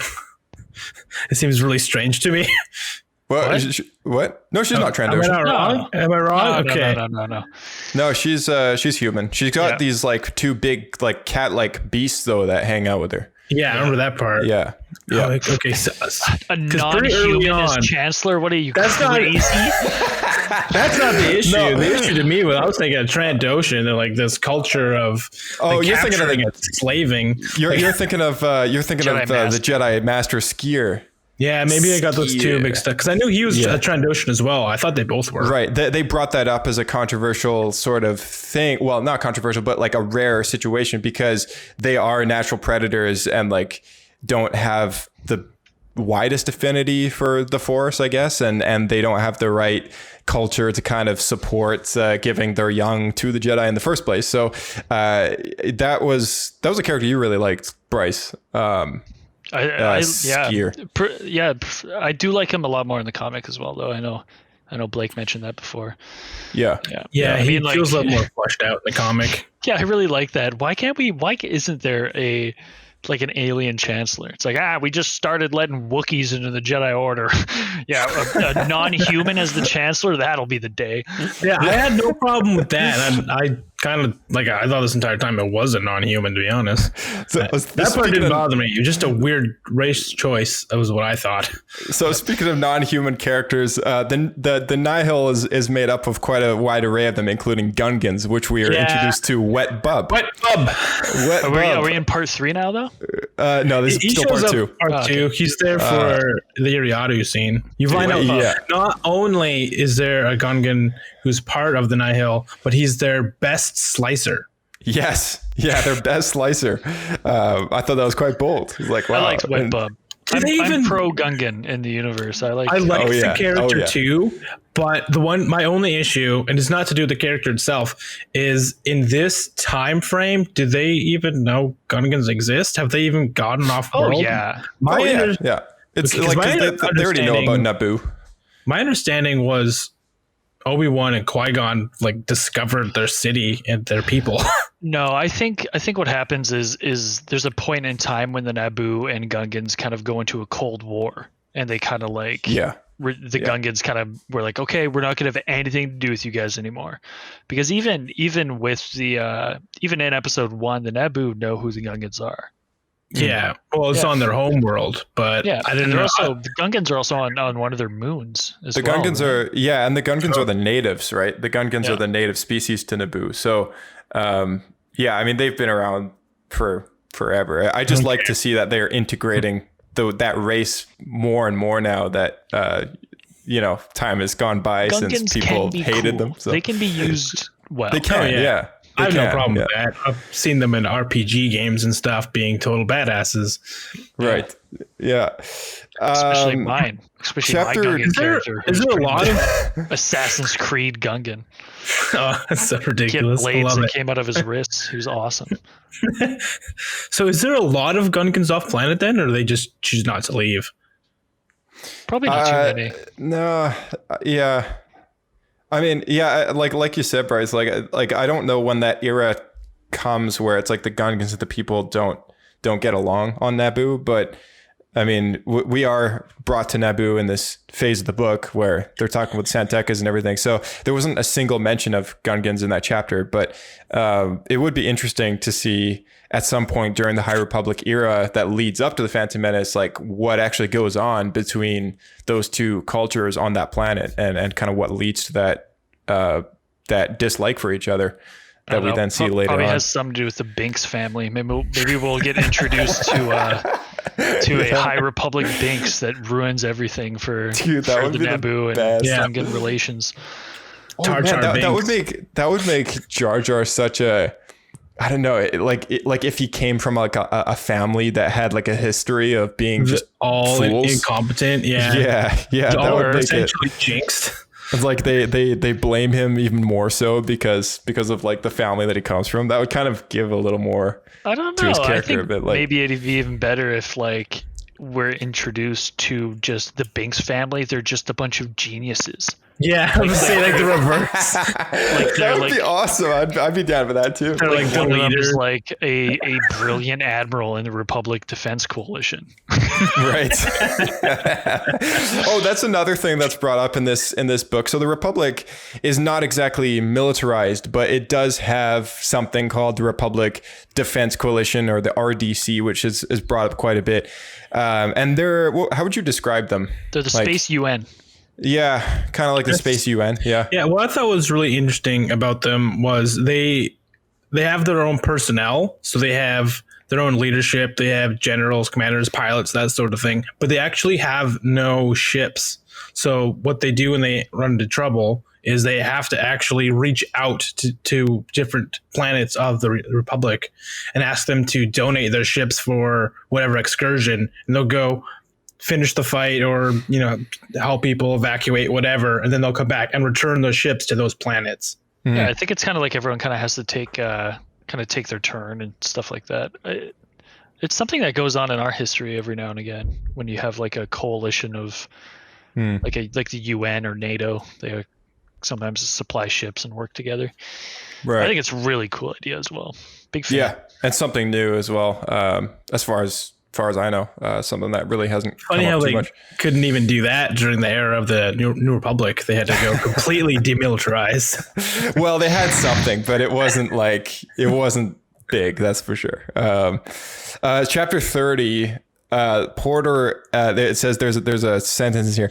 Porter Engel reached out with both the Force and his hand, palm out, and deflected the bolt back, sending it caroming back off toward the hills. Not strictly necessary. He could have pushed it away with his mind or frozen it in place, but flicking a blaster bolt away like an insect made a certain statement. Yeah, I thought that was a really cool section of the book. Yeah, and also just kind of it's a subtle reference to both what Vader does in Empire and then what Kylo Ren does in Force Awakens. But I really liked how they kind of acknowledged that, and it's like this isn't just some unique power. It's like this is something that any Jedi could do. If they just trained to do it. Right. And we kind of learned that, especially I think directly referring to Padawans becoming knights. After that, you get to pick what you're going to learn and actually invest your time in. So there's a vast array of different force powers and disciplines you can go into. It just depends where you as a Jedi want to choose to focus. Yeah, that's a great way to put it, because I think a lot of what I was thinking, as well as many people after they introduced the whole force healing thing, was like, why can't every Jedi do this? Like, why? Because you think everyone's taught the same 10 skills and then you graduate Jedi school, right? Yeah, exactly. But that's not the case. It's actually like this. There's all these different things, and one of the things that makes Elzar's character so unique is he's so he's so experimental. Like, they make that something about his characters. Like, he's always trying new things with the Force. Like, he's always curious as to like whether or not this will work or not. And I always thought that was such a cool mindset for any Jedi to have, because he believes like the Force has no boundaries, right? Like the Force has no limits. And that's kind of this really awesome way to look at the Force, because, in one way, I think it's like, you can use it to push something with your mind and this and that. And a lot of the common people that have heard things about the Jedi kind of view it that way. But I don't think they fully understands like this is this entity of so many things, and in the reason why it's created in the first place, via George Lucas, is it's supposed to kind of represent the raw base of any kind of religion that's ever existed. Like, it's supposed to be a belief system. It's supposed to be a source of power. It's like all these things, right? So I like how Elzar's character is kind of, he's always thinking of like, oh, how can the Force be used in these new ways that people haven't before? But do you think they're foreshadowing at all? It might be. Yeah, it might come up in a later book. Like, maybe we'll find sensing something. a bit of like, he's kind of using it willy-nilly. He's saying that there's kind of like the Force is more of a power, like that he's like willing to explore. Like, he seems a bit unrestrained, and I think that's why the Jedi Order is a bit kind of like, should we have this guy? Yeah, should we promote him? Yeah. Is he responsible? Like, or is he kind of like, I don't know. I'm interested, especially because with our one of our main characters, Avar Chris, and their relationship. like something has to happen with that. And I don't think it's not going to be something good, probably, right? Like with Jedi and attachment, it's always going to be, oh, there's a reason that we kind of like that in our, episode 1 to 3, that they're way more strict about having no relationships, right? Because like things probably happened. So and part of me wants it to kind of go wrong because it's going to be really interesting, and like I think the rift is going to be like, it's going to be a good book or whatever the heck it is, right? Yeah, exactly. I don't know if it will happen, but no, I'm with you in that sense. Like I hope something kind of makes it dramatic, Yeah. In the same chapter, there was a really cool thing with our character Loden. He takes something from one of the vehicles that they've got, a vehicle called the Vanguard, which is this like an all-terrain kind of wheel bike sort of speeder thing. Sort of thing. How did you? I don't know how to describe it. It's like this unique thing that all the Jedi outposts have for the Jedi to take out and as a vehicle and stuff. It's destroyed, and he takes out this what's described to be as like a metal pipe thing. It turns out to be it's one of the ship's cannons, and using as kind of the general key to all their ships, they use the lightsaber to activate the ships, to activate the weapons, all that stuff. He sticks his lightsaber in a special spot to where this weapon is programmed to respond to, and he basically repurposes this Jedi ship's cannon as like this lightsaber powered anti-ship rocket launcher, which I thought was so cool. And he blows up one of the Nihil's ships with this thing.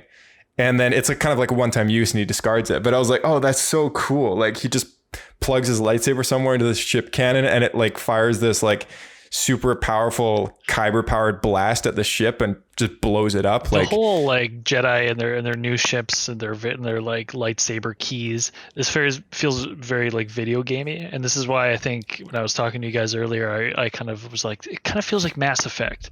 If you've ever played that game, you get like your own special ship and you get your own special like little rover that you use on like planet missions, and it kind of feels like that. Hey, it's like a very like specialized thing that only you get, and it has all these unique kind of like things that only you can activate. I thought it's a pretty fun idea. Hey, I liked it. I thought it was also kind of interesting, something I'd never seen before. It's like, it's something that somebody would come up with when they're doing like a Star Wars RPG game that's kind of free of any limitations. It's like, oh, what do I want? I want a lightsaber powered rocket launcher. It's like, it's kind of beyond the whole laser sword aspect, but I thought it was like an interesting idea. Loden Great Storm is his name, roared and a battle cry echoing into the empty deadlands of El Farona. This is also in chapter 30.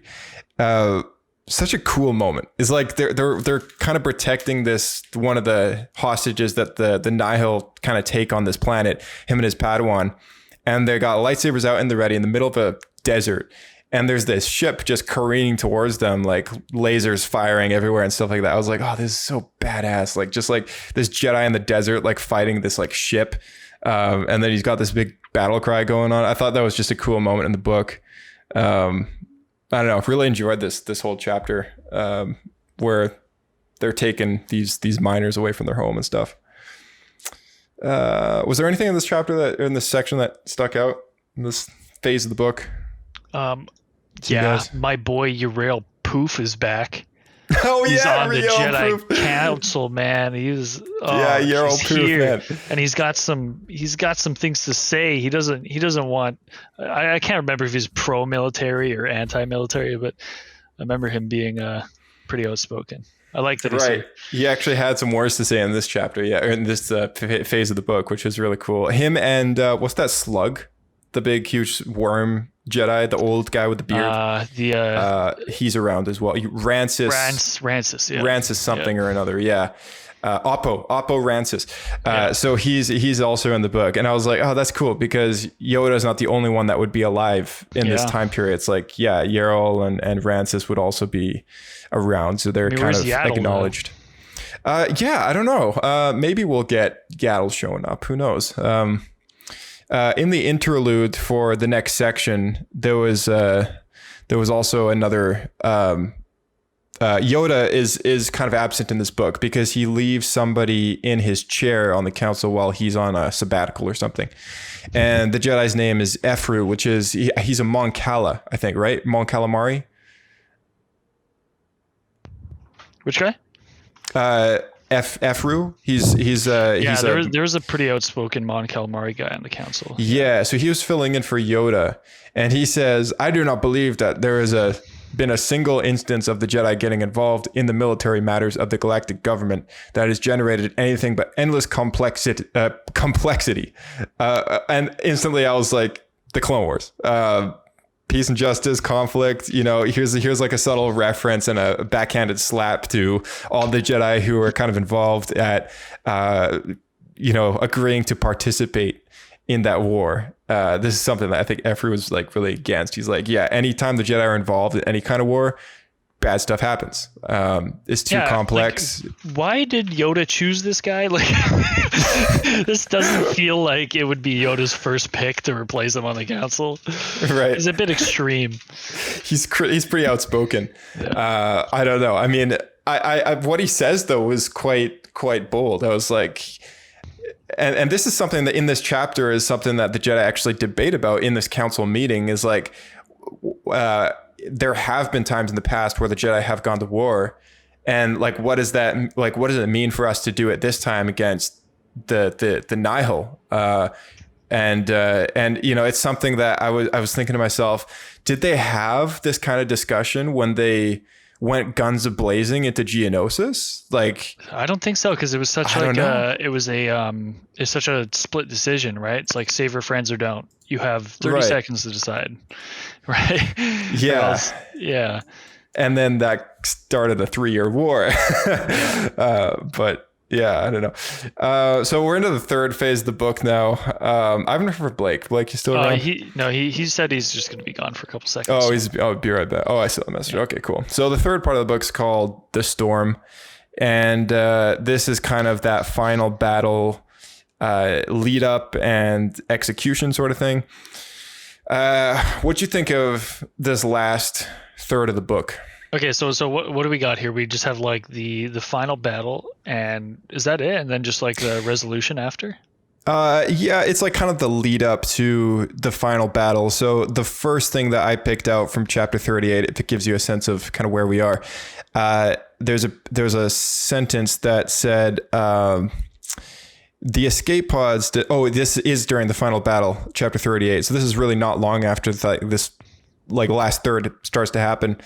The escape pods didn't have his people aboard. They'd been packed with explosives. Yeah. And when the Republic idiots got all noble and tried to rescue them because, he said to himself, we are all the Republic, they basically use these escape pods as bait and blow them all up, and then blowing up one of the enemy ships. This is when the Nihil have kind of entered this 1/3 of the whole Nihil organization is kind of fighting against some of these Republic forces. It's what's his name? Cassiv's Tempest, yeah. Yes, Cassiv's Tempest is kind of used by the Eye, who's Mark Yonrol, who's now kind of executing his plan, and uses them as bait against the Republic forces. And Cassiv's Tempest really has this moment in this chapter, or when the battle breaks out, they're starting to lose, and then he realizes like, hey, we're not fighting like the Nihil. We're just fighting against raw military. It's fighting like any other military group. Yeah, raw military trained veterans and stuff like that. Like, we're gonna lose. Like, we got to break out our way of fighting, and then they go full on savage and as dirty as possible. Oh yeah, and you see, and I was like, how scary can these guys really get? At this point in the book, I was like, I'm waiting for that moment of like, okay, I'm failing to see how terrible these guys really are, aside from kind of pillagers and pirates and stuff. And then I was like, I got it. This chapter, I was like, okay, I fully understand now what makes them so ruthless. Yeah, just so scary, because now their line is gone. Like, they're starting to crash their ships, and they're starting to leak out toxic gas into the atmosphere. The ships they had stolen was a had like radioactive gunk in the it was just garbage ship. Yeah, so they start leaking this stuff out into space. So any pilot flying through it is just going to have a slow, suffered death after they fly through it. And I was like, what the heck? Like, even their own guys are suffering from this. But there's like, another one where one of the ships flies up to the bridge of one of the Republic's like capital ships and just shoots its engines like into the bridge. Yeah, like, it just burns through the viewports. And it's like all these... these ways that I never thought was like Star Wars possible, you know, it's true. Or like really dirty. It's not crazy enough, but they write it well. Hey, how it doesn't feel doesn't like feel out they're just there. Pulling this stuff out of their butt. Like it's like, okay, like this isn't. They actually had some plans. This isn't like one starship going into hyperspace and killing like a million ships type of like. Out of nowhere, it's just like one ship shooting its engines into a bridge. I can believe that. Right. Yeah, just doing like really dirty tricks. I like the escape pod part as well. One ship pretended to be on its last legs and launched all their escape pods, and the Republic, being the good guys, try to rescue them because we are all the Republic, right? And then we find out the escape pods are just full of explosives and they blow up everyone trying to save them. There was another section of this chapter. One of the Jedi is talking about her, well, I was thinking about her lightsabers, I guess. And it says, she had retrieved its kyber crystal, then a bright blood red from an ancient Sith light spear, and healed it, purging the rage and pain instilled in it by its original owner. So this is kind of that concept that's been introduced in canon about bleeding a kyber crystal to make it red and then purifying a kyber crystal to make it white. That's something that Ahsoka does to some of the Inquisitor's lightsabers, which is what makes her blades white. That's something that's kind of existed for a while now at this point. But it's interesting to me that this Jedi master person, I guess they have Sith this is something that they introduced in Dooku Jedi Lost, which is a great story. But in the Jedi Temple, they have a vault filled with Sith artifacts and relics of the past. And so I thought to myself, oh, she took a Sith weapon, took its kyber crystal, purified it. This is an ancient Sith light spear. What did you guys think about ancient Sith light spear? Like, what is a light spear? I've never heard of that. Cannon. It's like think of like a pole arm. It's a long stab, like a spear shape, and then it just has a lightsaber tip at the end. So instead of it being a staff saber, like double bladed, think of one of the blades just all being hilt. Is that what the mental image that you got too, Bryce? Yeah, I think pretty much. It wasn't canon until I believe this book, but it was something that's been in EU for a long time now. Right. It could have a bit of like a larger blade. It could have like a cross hilt at the end, like a Japanese style spear. But I think so. Yeah, because a saber staff is the official term for a double-sided lightsaber. But yeah, a light spear. I was like, Either when way, I read that think term, it's pretty cool. Yeah. I'm glad they finally canonized it. Just more medieval style lightsaber weapons, the better. It's ancient, right? It could be something even more basic, or like even more like old. I don't know. Mm-hmm. Yeah. Chapter 40, there was a huge acknowledgement to something that happened in The Last Jedi. Something that we brought up earlier. And the way that they word it is kind of interesting.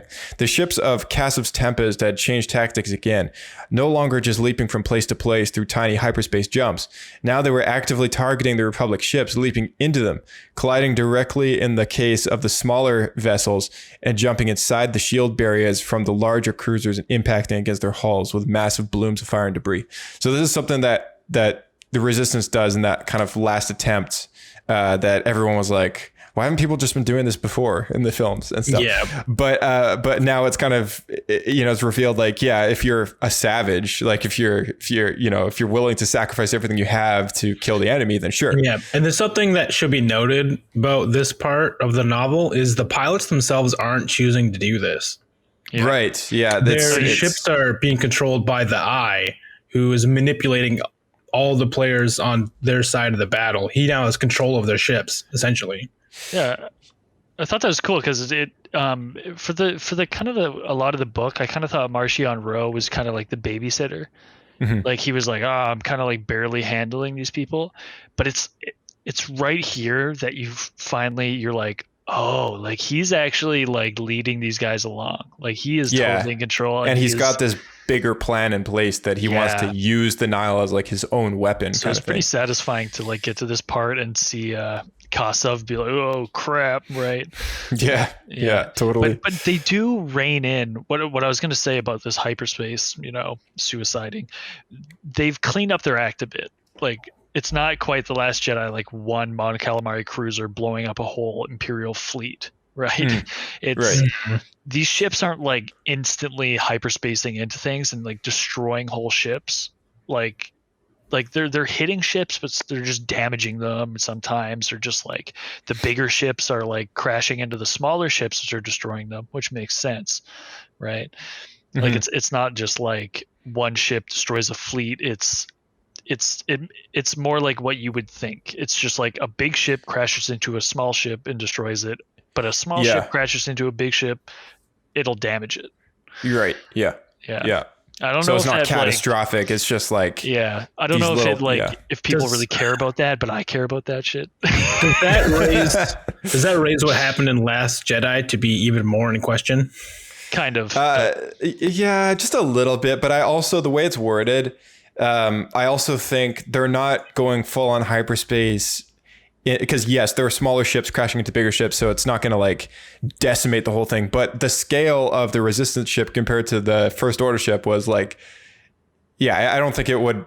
I don't know. But the way I read it compared to what happens in that movie, which seemed a little kind of out there, I thought of it as like, oh, they're using hyperspace to actually kind of jump into the shield and then coming out of hyperspace into the ship sort of thing. So they're not going hyperspace into the ship, but they're like kind of doing that to get past that shield. And that's the exact same way that Han Solo and Finn and stuff get into Starkiller Base, is they go into hyperspace and come out of hyperspace after they've passed through the shield, right? Because the shield can't, like the refresh rate of the shield doesn't keep out things traveling at light speed. So that's why I'm like, I kind of mentally get along with that. So I guess they haven't really discovered the effect of what it would happen if they just went full light speed into the thing. But yeah, I thought of it as like, they're coming out of light speed after they pass through the shield like a split second before and then crashing into it. So we should probably mention as well the really satisfying point where Kassav is introduced to the fleet from Iriadu. Hey. When the fleet shows up, so that was a little part in this section that was kind of gratifying, because of course Iriadu got hit hard by his scheme when they blew up their moon, which had was it billions, 30, right? 30? Yeah, it was a lot. So I guess we're leaving out a section of context here, but to anyone who hasn't read the book, but the based on what the eye comes up with through his source, which is this woman from the Scientific line, she's able to figure out exactly where all the emergencies are going to happen, which is where all these pieces of the ship are going to come out of light speed. And so Kassav, being this like scummy dude, goes to Iriadu, which is where some of these emergencies are happening, and uses it to blackmail them into giving him money if he's able, like, because he knows where they're going to happen, so he's going to protect the planet and shoot them down. Yeah, he's the only one that can stop him and shoot them down before they hit the planet hard, right, and killing a ton of people. So he does it the first time, and then the Iriadu chancellor or whatever is on the leader of the planet. She's like, okay, fine, like here's your money, like now stop the attack. And then I guess they got one of the calculations wrong with one of the emergencies, and they miss it, and it hits the planet and a ton of people die. So they got the money, this thing happens, and then they just book it, and they're like, we're coming after you suckers. So then in this whole battle between Kassav's Tempest group and the Republic, the Iriadu people show up, and Kassav is there in his ship, and they're there in the other ship. They're just waiting for the Republic to like give them permission to just take this guy down. And yeah, that was a really cool moment of like having them introduced in this battle and stuff like that. But yeah. So Marchion Ro. Go ahead. I was gonna say I really liked that bit where they tried to like extort Iriartu and he just backfires so hard on them. Yeah. It felt very Pirates of the Caribbean, almost like something that would happen to Jack Sparrow. It's like, yeah, if you give me the money, I'll help you. And they give him the money and then it just doesn't work. Right. Yeah, totally. Well, good luck with that. The comms, or the just like the scanner operator just rolled a natty 1 on her like scanning check and like, blows it up. Yeah. So the Jedi Bell that I mentioned earlier with the whole Force like blaster reflect thing, his master Loden, who's helping Bell and stuff go after this family that some of the Nihil captured. Some of Cass or another one of the other Tempest groups had some strikes go out and capture this family. 3 of them are all safe, the mother and the 2 kids, but the dad, the one that Loden's going after, doesn't really get away too well. And both of him and the Jedi make their way onto one of the Nihil's ships and they get captured. And there's a moment where Marchion Ro, goes to the captured Jedi and doesn't that, and he picks up his lightsaber and activates it and stuff. He's like, I think I'm going to keep this. And he looks down at Otto Blythe, which is the guy of the family who was captured or being abducted. Pulls out the lightsaber on his belt again, and he's supposed to be this valuable asset, right? The reason why they captured him, or so the Tempest thinks, is because his family is like this super wealthy Alderaanian family. We can use them to get ransom and stuff like that.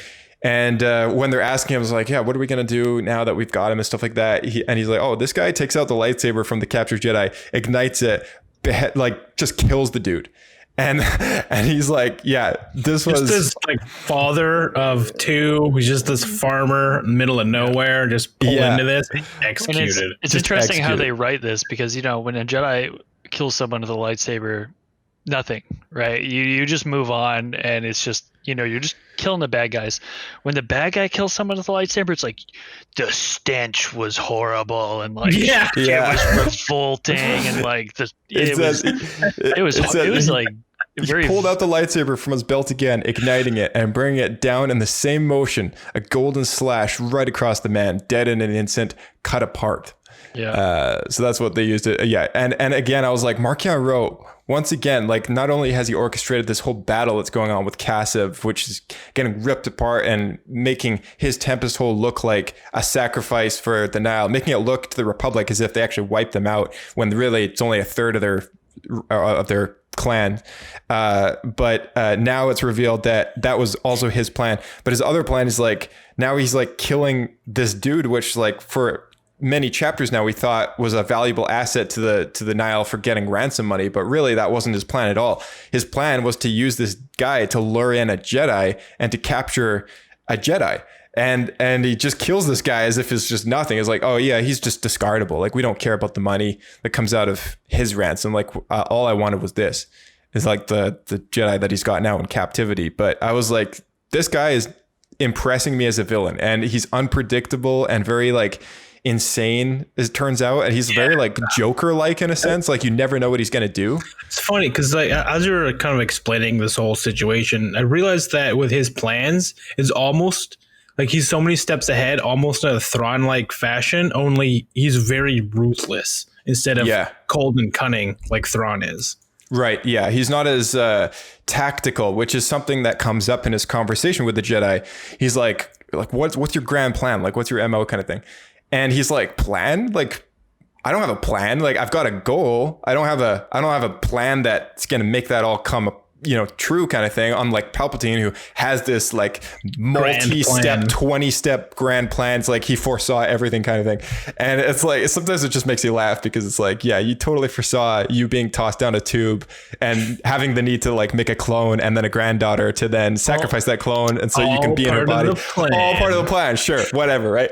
I think Rose like I don't know. Does he have a plan though? Cause he just says he claims he does it. He has steps that he takes to ensure that his goal happens, but he doesn't have this like grand plan. When did he claim Palpatine. That he didn't have one? It was near the end. It didn't say specifically that he didn't have a plan. Is that he said he's got several plans and he's just going to go with whatever one seems to be the test. Yeah. Okay, because I thought he was just saying like he's like, "Yeah, I'm not one of those evil villains that's gonna tell you my plan. Yeah, he definitely did that. Chapter 42. Oh no, wait. There's that part where he makes the Jedi angry enough that the Jedi like tries to kill him with the Force. Yeah, that's right. That was that section. Yeah. Yeah. What does he do to instigate that? What does he say to him? I thought that was so interesting. He's got him in captivity, and I forget exactly what he says to him. I didn't mark that down. He's surrounded him just with so much pain and suffering, right? He's surrounded by prisoners, which kind of, and he knows all these things because I think he's a Santeca, and because his great grandmother is this person in the support system, the life support system, who's giving them all this information about hyperlanes and stuff. But he knows all this because he's a Santeca, I think. And the Santeca are very good friends with the Jedi and know all this stuff. And so he knows how to make a Jedi suffer and knows how to prevent them from using their Force without the modern like electro cuffs that we see in the films and the movies and stuff. But yeah, he knows how to make them suffer in a way that it would be hard to focus with the Force on certain abilities, right? That's by constantly torturing regular people next to the Jedi. Yeah, I actually just remembered what makes Great Storm angry is when when Marchion reveals that he was the one that sends that distress call saying to come help his family, that's what it was, right? Yeah. And he imitates the guy on the radio. Can you please come help me, Mr. Jedi? I'm so scared. I can't do it myself. It was so good, and I'm like, that would just be so infuriating. Hey, that would be that's manipulated from the very beginning. Yeah. Right. It's all orchestrated. So there's another section in here where he says, I sent one of my ships to intercept the Legacy run, a storm ship. They had no idea. I just needed an accident, a disaster, something to put the Nile on the Republic's radar. So Marchion has revealed at this point, he planned for that great disaster accident to happen. And he planned for the Jedi to chase the captive family on that planet. I'm now blanking on the name. All to just get his plan rolling. So he's got a plan. He's got a goal. He doesn't have like this grand 20-step plan to do it, but he's got all these little plans to like get the thing going. And it really impressed me as far as like the elaborate scheme that he has in place to use this Nile, this pyramid scheme. Yeah, he's really crafty. Hey? Nice. Yeah, so crafty. Yeah, and I thought I really admired that about a villain who I was like, okay, yeah, I could see this guy being a threat to the Jedi, because at first I was like, what bigger threat is there than a super weapon or the Sith, right? It's hard to believe that some pirates and thieves and stuff are gonna be as deadly, but somehow when the villain is the underdog, it's much scarier, and the stakes are kind of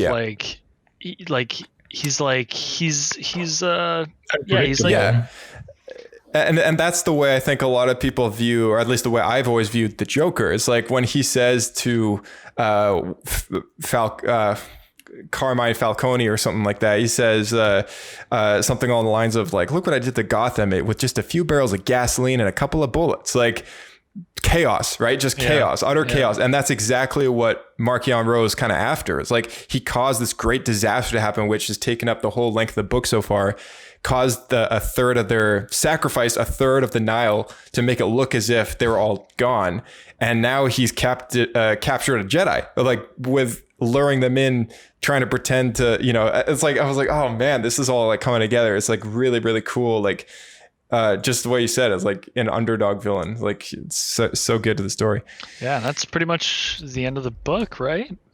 I've got like 2 or 3 more annotations. One of them I've got one more recording here that I think is pretty important that I think we need to go over. Go ahead and play that. I was gonna ask like what actually happens to because I think 2 of the characters that kind of fall out are the other Santecas, the pilot and his mechanic wife. Or those Santecas? The 2 that are no, they're not. I don't think they're Santecas. They're like the ones from the RDC or something they work on one of the big ships. Yeah, they seem kind of prevalent, and then they they just kind of vanished. Well, I think they might have finally fulfilled their dream of going on vacation like they're supposed to. Too. Maybe. Let's find out. Don't understand, Shrivok. Are you all right? We're running out of time. We have to fire. It's playing the wrong one. I know. White. Oh, very smooth. She was supposed to be on a beach right now, wearing something tiny, sipping something delicious, lying next to her handsome husband, who was also in something tiny, thinking about later, when they would both ditch even those tiny things and think of inventive ways to make each other feel good.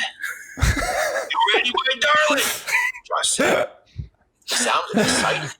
That's probably the most important line of a quotation of the entire novel. And fans listening, if you're going to read this book, I think you should make a decision based entirely off that quote.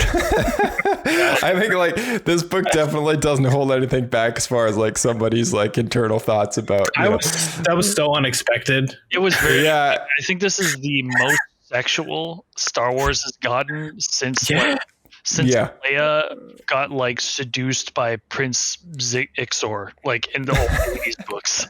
Right. Yes, yeah. I was not expecting that. Like Star Wars is always so PG. Yeah. No, this is a grown up book. You know, the Del Rey books have never held anything back as far as they've kept it Star Wars, but they've never held anything back as like, oh, a younger person's going to read this book. It's always been known as like the adult book lineup, and then we've got the Disney Lucasfilm kind of young adult books, and then the junior books and stuff. So yeah, but still unexpected because you don't expect it from a Star Wars story, but definitely not. Guess it happens. Does anything else happen with the book? With what? Sorry. Where are we at right now with the book? So we're kind of at the end, but there was a few more things I just wanted to bring up. There was one section in chapter 42.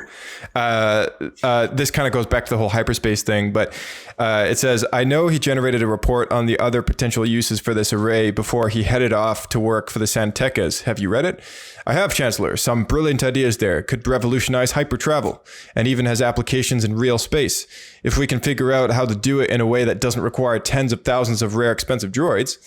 So this section kind of implemented, like the hyperspace that we know from the movies is different from like what's in this, but like what's accessible to people right now, right? So it's like, and the people in the movies, like with with the Navi computers on their ships, that's tech that doesn't exist at this current moment. Like there might be something like it, but the processing power, I mean, this is like, yes, it's Star Wars, but this is like 200 something years later that stuff is a thing in the Phantom Menace.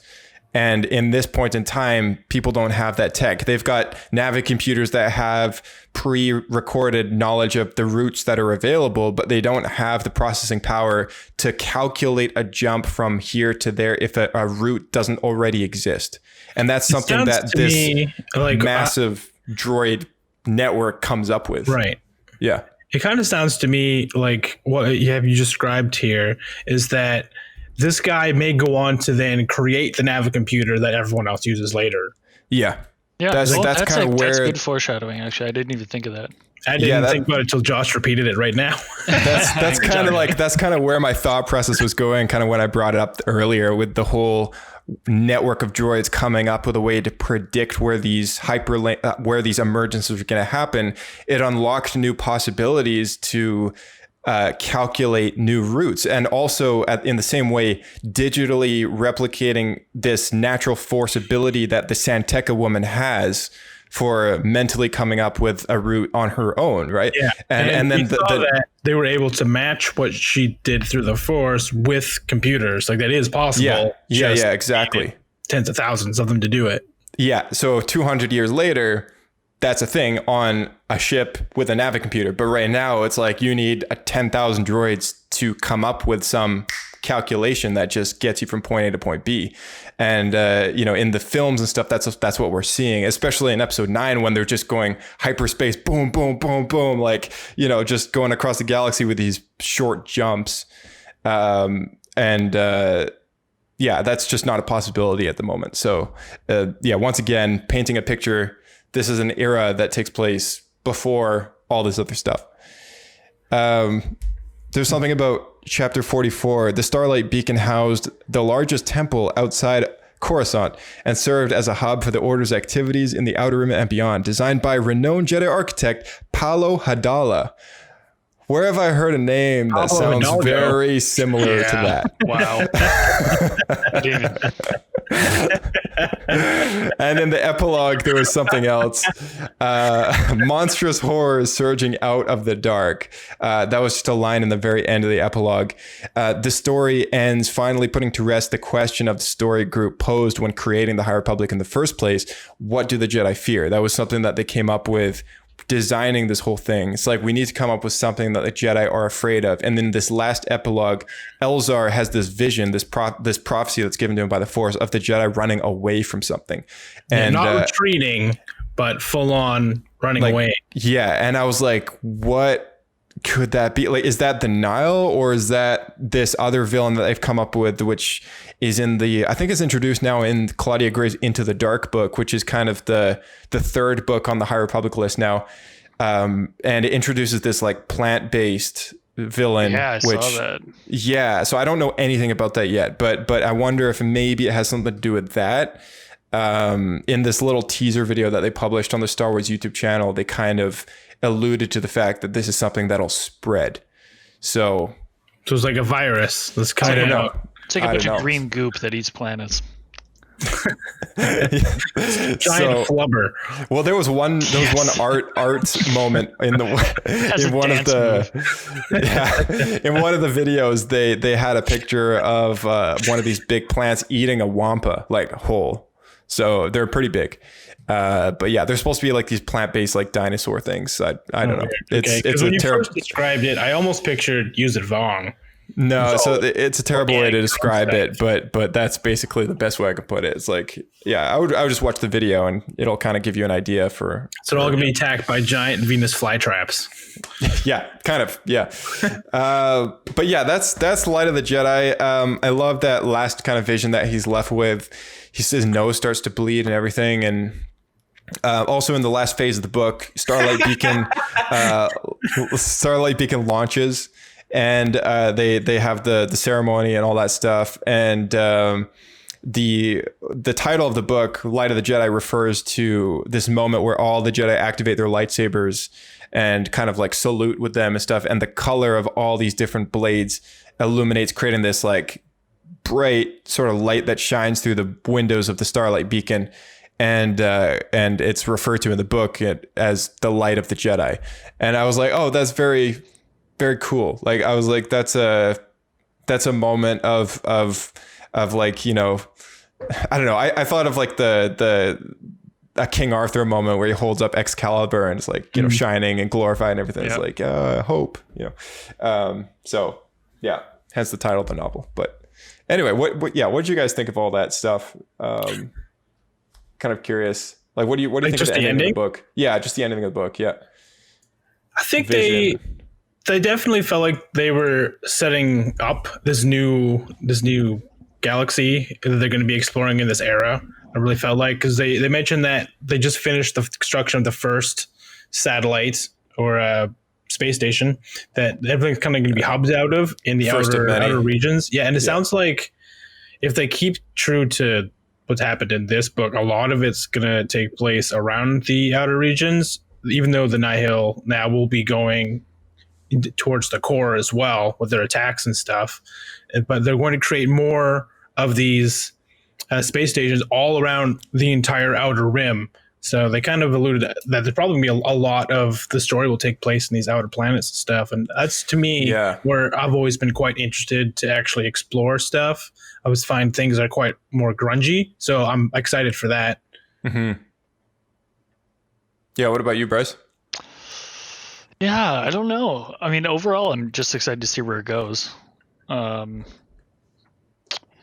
excited to see what Marchion Road does with the Nile now that he's taken this final step to like securing his loyalty with all those people as their leader, and he's kind of dismantled the whole effect that the Tempest leaders have on their groups. Like all these strikes and clouds and everything now kind of look at him as the head guy. And so he's actually taken the title. Yeah, he's done he's now coup in his own organization. Which is that's the perfect way to put it. Yeah, a coup in his own organization, like led by him, and nobody even knows it except for like maybe one of the Tempest leaders. Yeah, so I'm looking forward to seeing what. Yeah, Lorna. Yeah, I'm looking forward to seeing what. Lorna Dean. Yeah, no, pretty cool. And her own ship after herself. Yeah, that's pretty funny. Now, the Marvel Comics and the Star Wars High Republic Adventure series by IDW, 2 comic book series that are that with the first issue overlap the events of the book with different characters. And then the second issue of the Marvel lineup has now taken place after the book where it ends. But yeah, what do you guys think? It's not really the focus of this chat, but I just wanted to kind of bring that aspect up, that those stories do exist, kind of overlapping the events of Light of the Jedi and then after. What kind of things are you hoping that this series does as we kind of get down the lineup with both of those? Before we get to that, I have just 2 more little tidbits to add to the end of the other conversation. Oh, sure. Yeah. One, I really like the scene where the Chancellor goes to Coruscant. She goes to like the last mountain or like the last piece of like earth that's like sticking up from Coruscant. I thought that was awesome. I thought that was really cool. Like that there's somewhere on Coruscant you can actually like step on what used to be the planet. Yeah. I thought that was like really good set design and like really good world building to breathe new life into like Coruscant, which has been used a million times. Yeah, so true. And the other one, I don't know why this stuck with me, was that they mentioned Utapau, and I thought that was kind of cool. They mentioned that they're having I think what's cool is that anytime you like broaden the galaxy, it's kind of cool. They're like, down at Utapau, they're having like food riots in the sinkhole cities of Utapau. Mm-hmm. And it's like, oh, there is this like big economy that's being affected by the Nihil. And I was there's like space lanes being closed. And I really like that like even though they're a small organization, the Nihil do have like an impact on the wider galaxy, and it's up to the Republic to try to like keep that secure, or maybe they're going to lose their grip and lose the trust of the planets, which is basically what happens.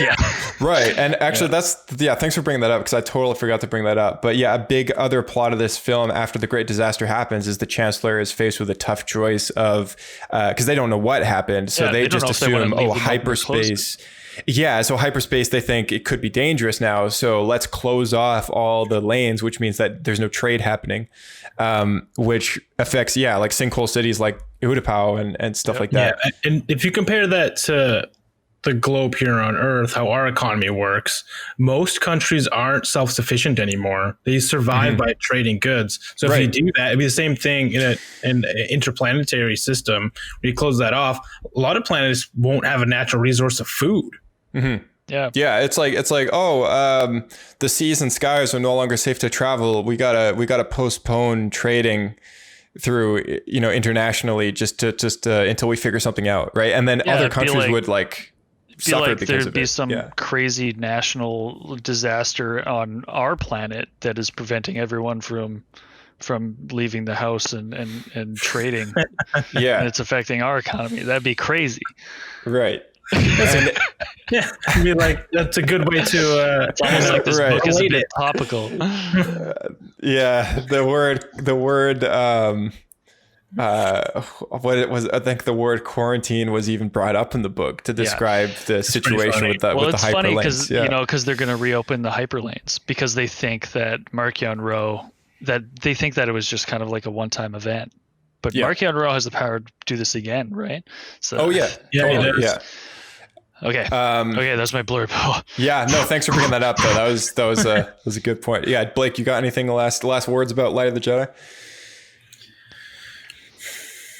I think we pretty much covered everything. I'm just really excited to see where it's going to go. The Nihil to me was just a really cool design. I just like them as a group, so I'm really curious to see how that all turns out.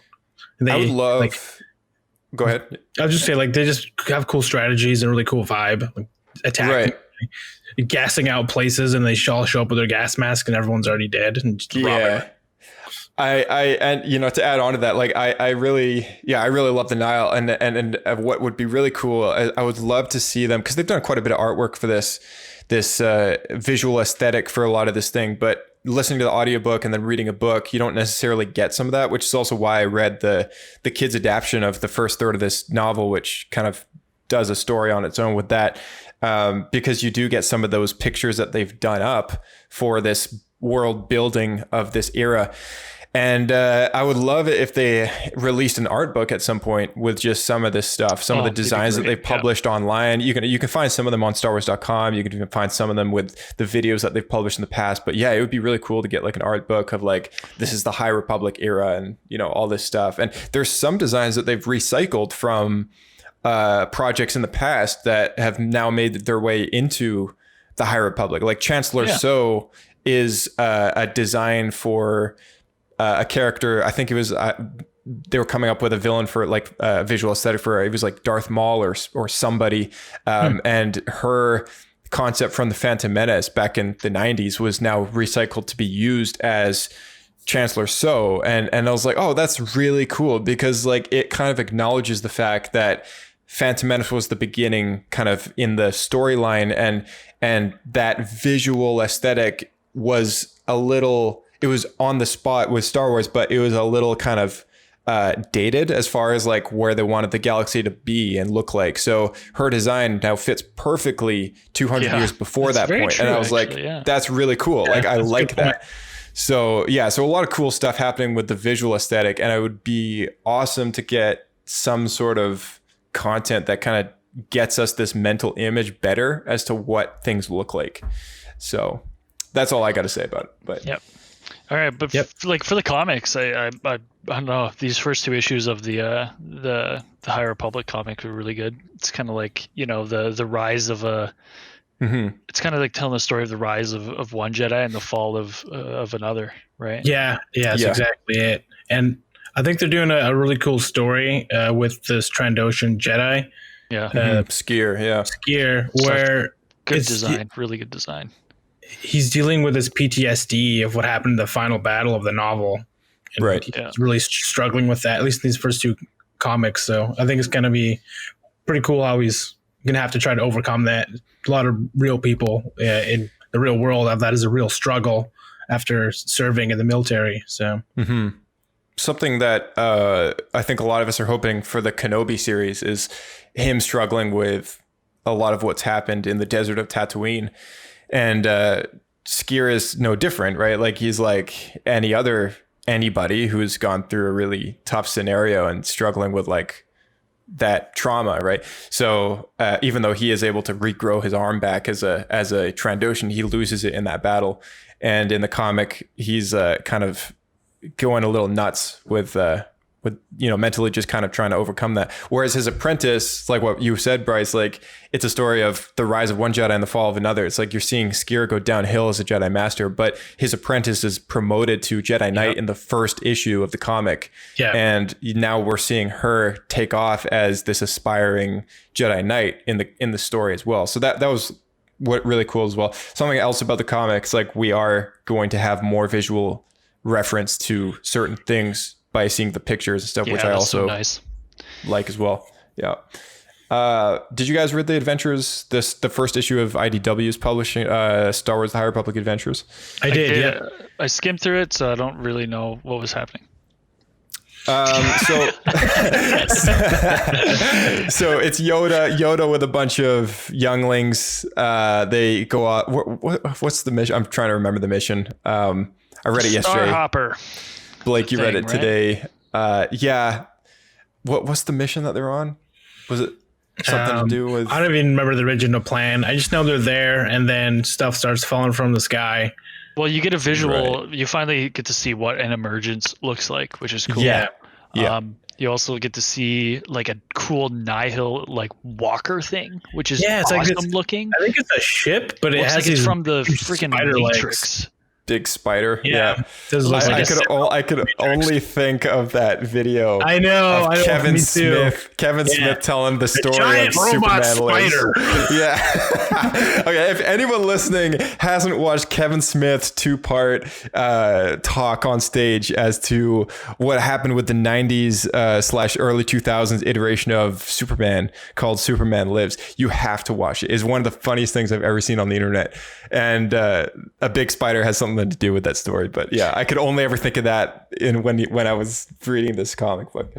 But yeah, there was a lot of text. Honestly, the Star Wars Adventures, it is designed for younger readers, but there was way more text than I anticipated there being. And my assumption for being a comic book lineup that's designed for younger readers, aside from the maturity of some of the graphical content, where the Marvel's comics don't really hold anything back as far as the viciousness of certain characters and violence goes, this one might do that. But as far as like text goes, like they assume that you're definitely already in your early teens or preteen kind of age, and I enjoyed it. It was okay. Like it wasn't overly young is the term I wouldn't use to describe it. It was just, it's like, all right, yeah, we'll make a comic book for people who don't want to read overly violent stuff. Not to call the Marvel comics violent, but they do have their moments. So. I do almost wish that they would have went for these kids people like young audience aren't going to be as competent of readers. So let's do a lot of imagery. And so it would be a book or a comic series that's more around the artwork. But obviously they went completely the opposite direction. Right. Is this, we're talking about the Star Wars Adventure comic, right? Right. Yeah. The one that you really actually before the recording, you mentioned you really liked the fact that they introduced a Kalish Jedi. I actually really like the design, to be honest. Yeah. Like I really like how it's kind of more of a cell shaded design, lots of color, and like I find this. There's still a lot of violence in this. I'm gonna read all of this actually. Like it's really cool to me. Yeah. And it follows the story of I guess this like this girl and her friend, and the girl is, I guess, hiding her Jedi abilities from her friend as they're hopping from planet to planet. Yeah, their society doesn't encourage the use of the Force. Yeah. And she's like a Nautilin, but not a Nautilin. yeah, totally. No, I actually really liked it too. I think I'll stay on top of that one as well. And so that is Martian Rowe that actually pops in right at the end of that comic, if you want to see his spooky silhouette. Right. Yeah. So a really, interestingly enough, this, at first I thought, the events of this comic overlap with Light of the Jedi, in which case they kind of do. But the ending, I was like, is this after? No, it's after. Or it's after now, right? Yeah. Because I'm pretty sure that weapon he's holding is Great Storm's lightsaber made into another weapon. Yeah. Okay. Now that you brought this up, there was something that was alluded to in the book that I couldn't figure out quite what it was. It was something he was holding that he took out of his belt that glowed purple.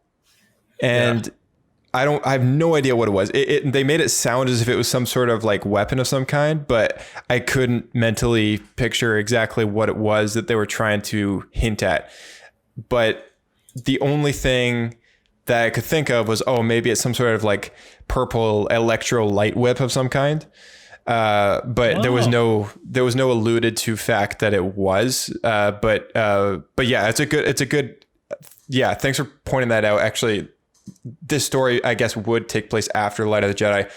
That is Marchion Ro, and whatever he's holding, maybe it could be that thing. Some sort of lightsaber. Yeah. Anyways, I like Yoda and his like cabin full of kids that he's sending into battle for some reason, like a horrible person would. Like, why are you doing this? But I would also watch a movie. Like, it'd be pretty fun. Well, there is a Clone Wars episode, so there's that. Oh man, so back on Clone Wars talk. Back on Clone Wars talk episodes, Diego and I had a great time chatting about Yoda's arcs, and he says something that I was like, yeah, that's a good point. He said anytime we get Yoda showing up for a story arc, it's always good. It's always like a really cool story that has something to do with like, going into further depth with the Force and whatever else.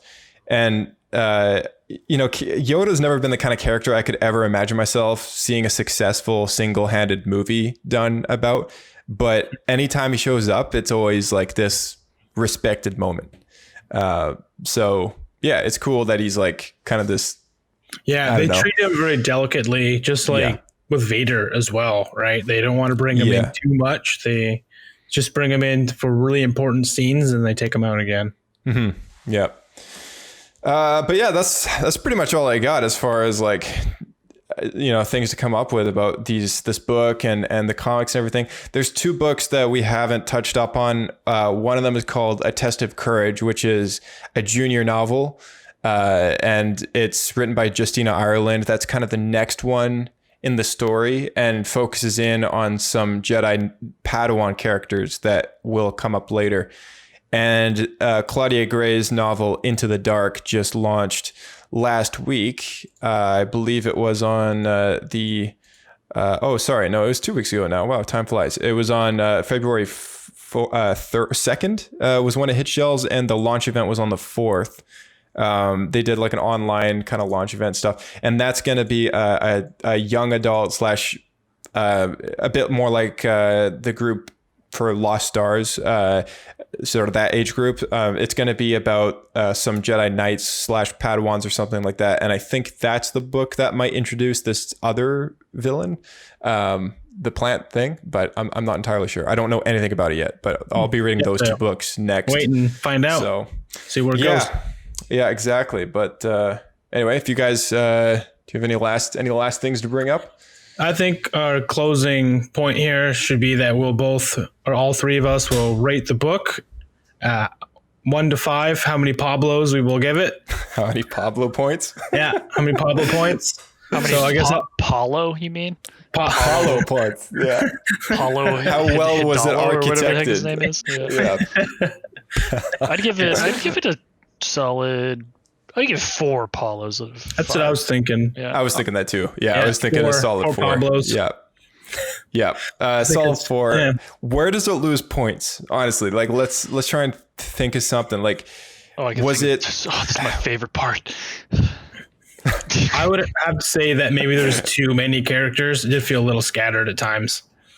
I get that they're trying to build this new era, so they wanted to introduce us to all sorts of stuff, but it was a lot of jumping around. And as we discussed, some characters just kind of vanished as they were no longer needed. They did just like the couple, the traitor couple that we played a clip of earlier. They didn't really get written out. They just all of a sudden stopped showing up.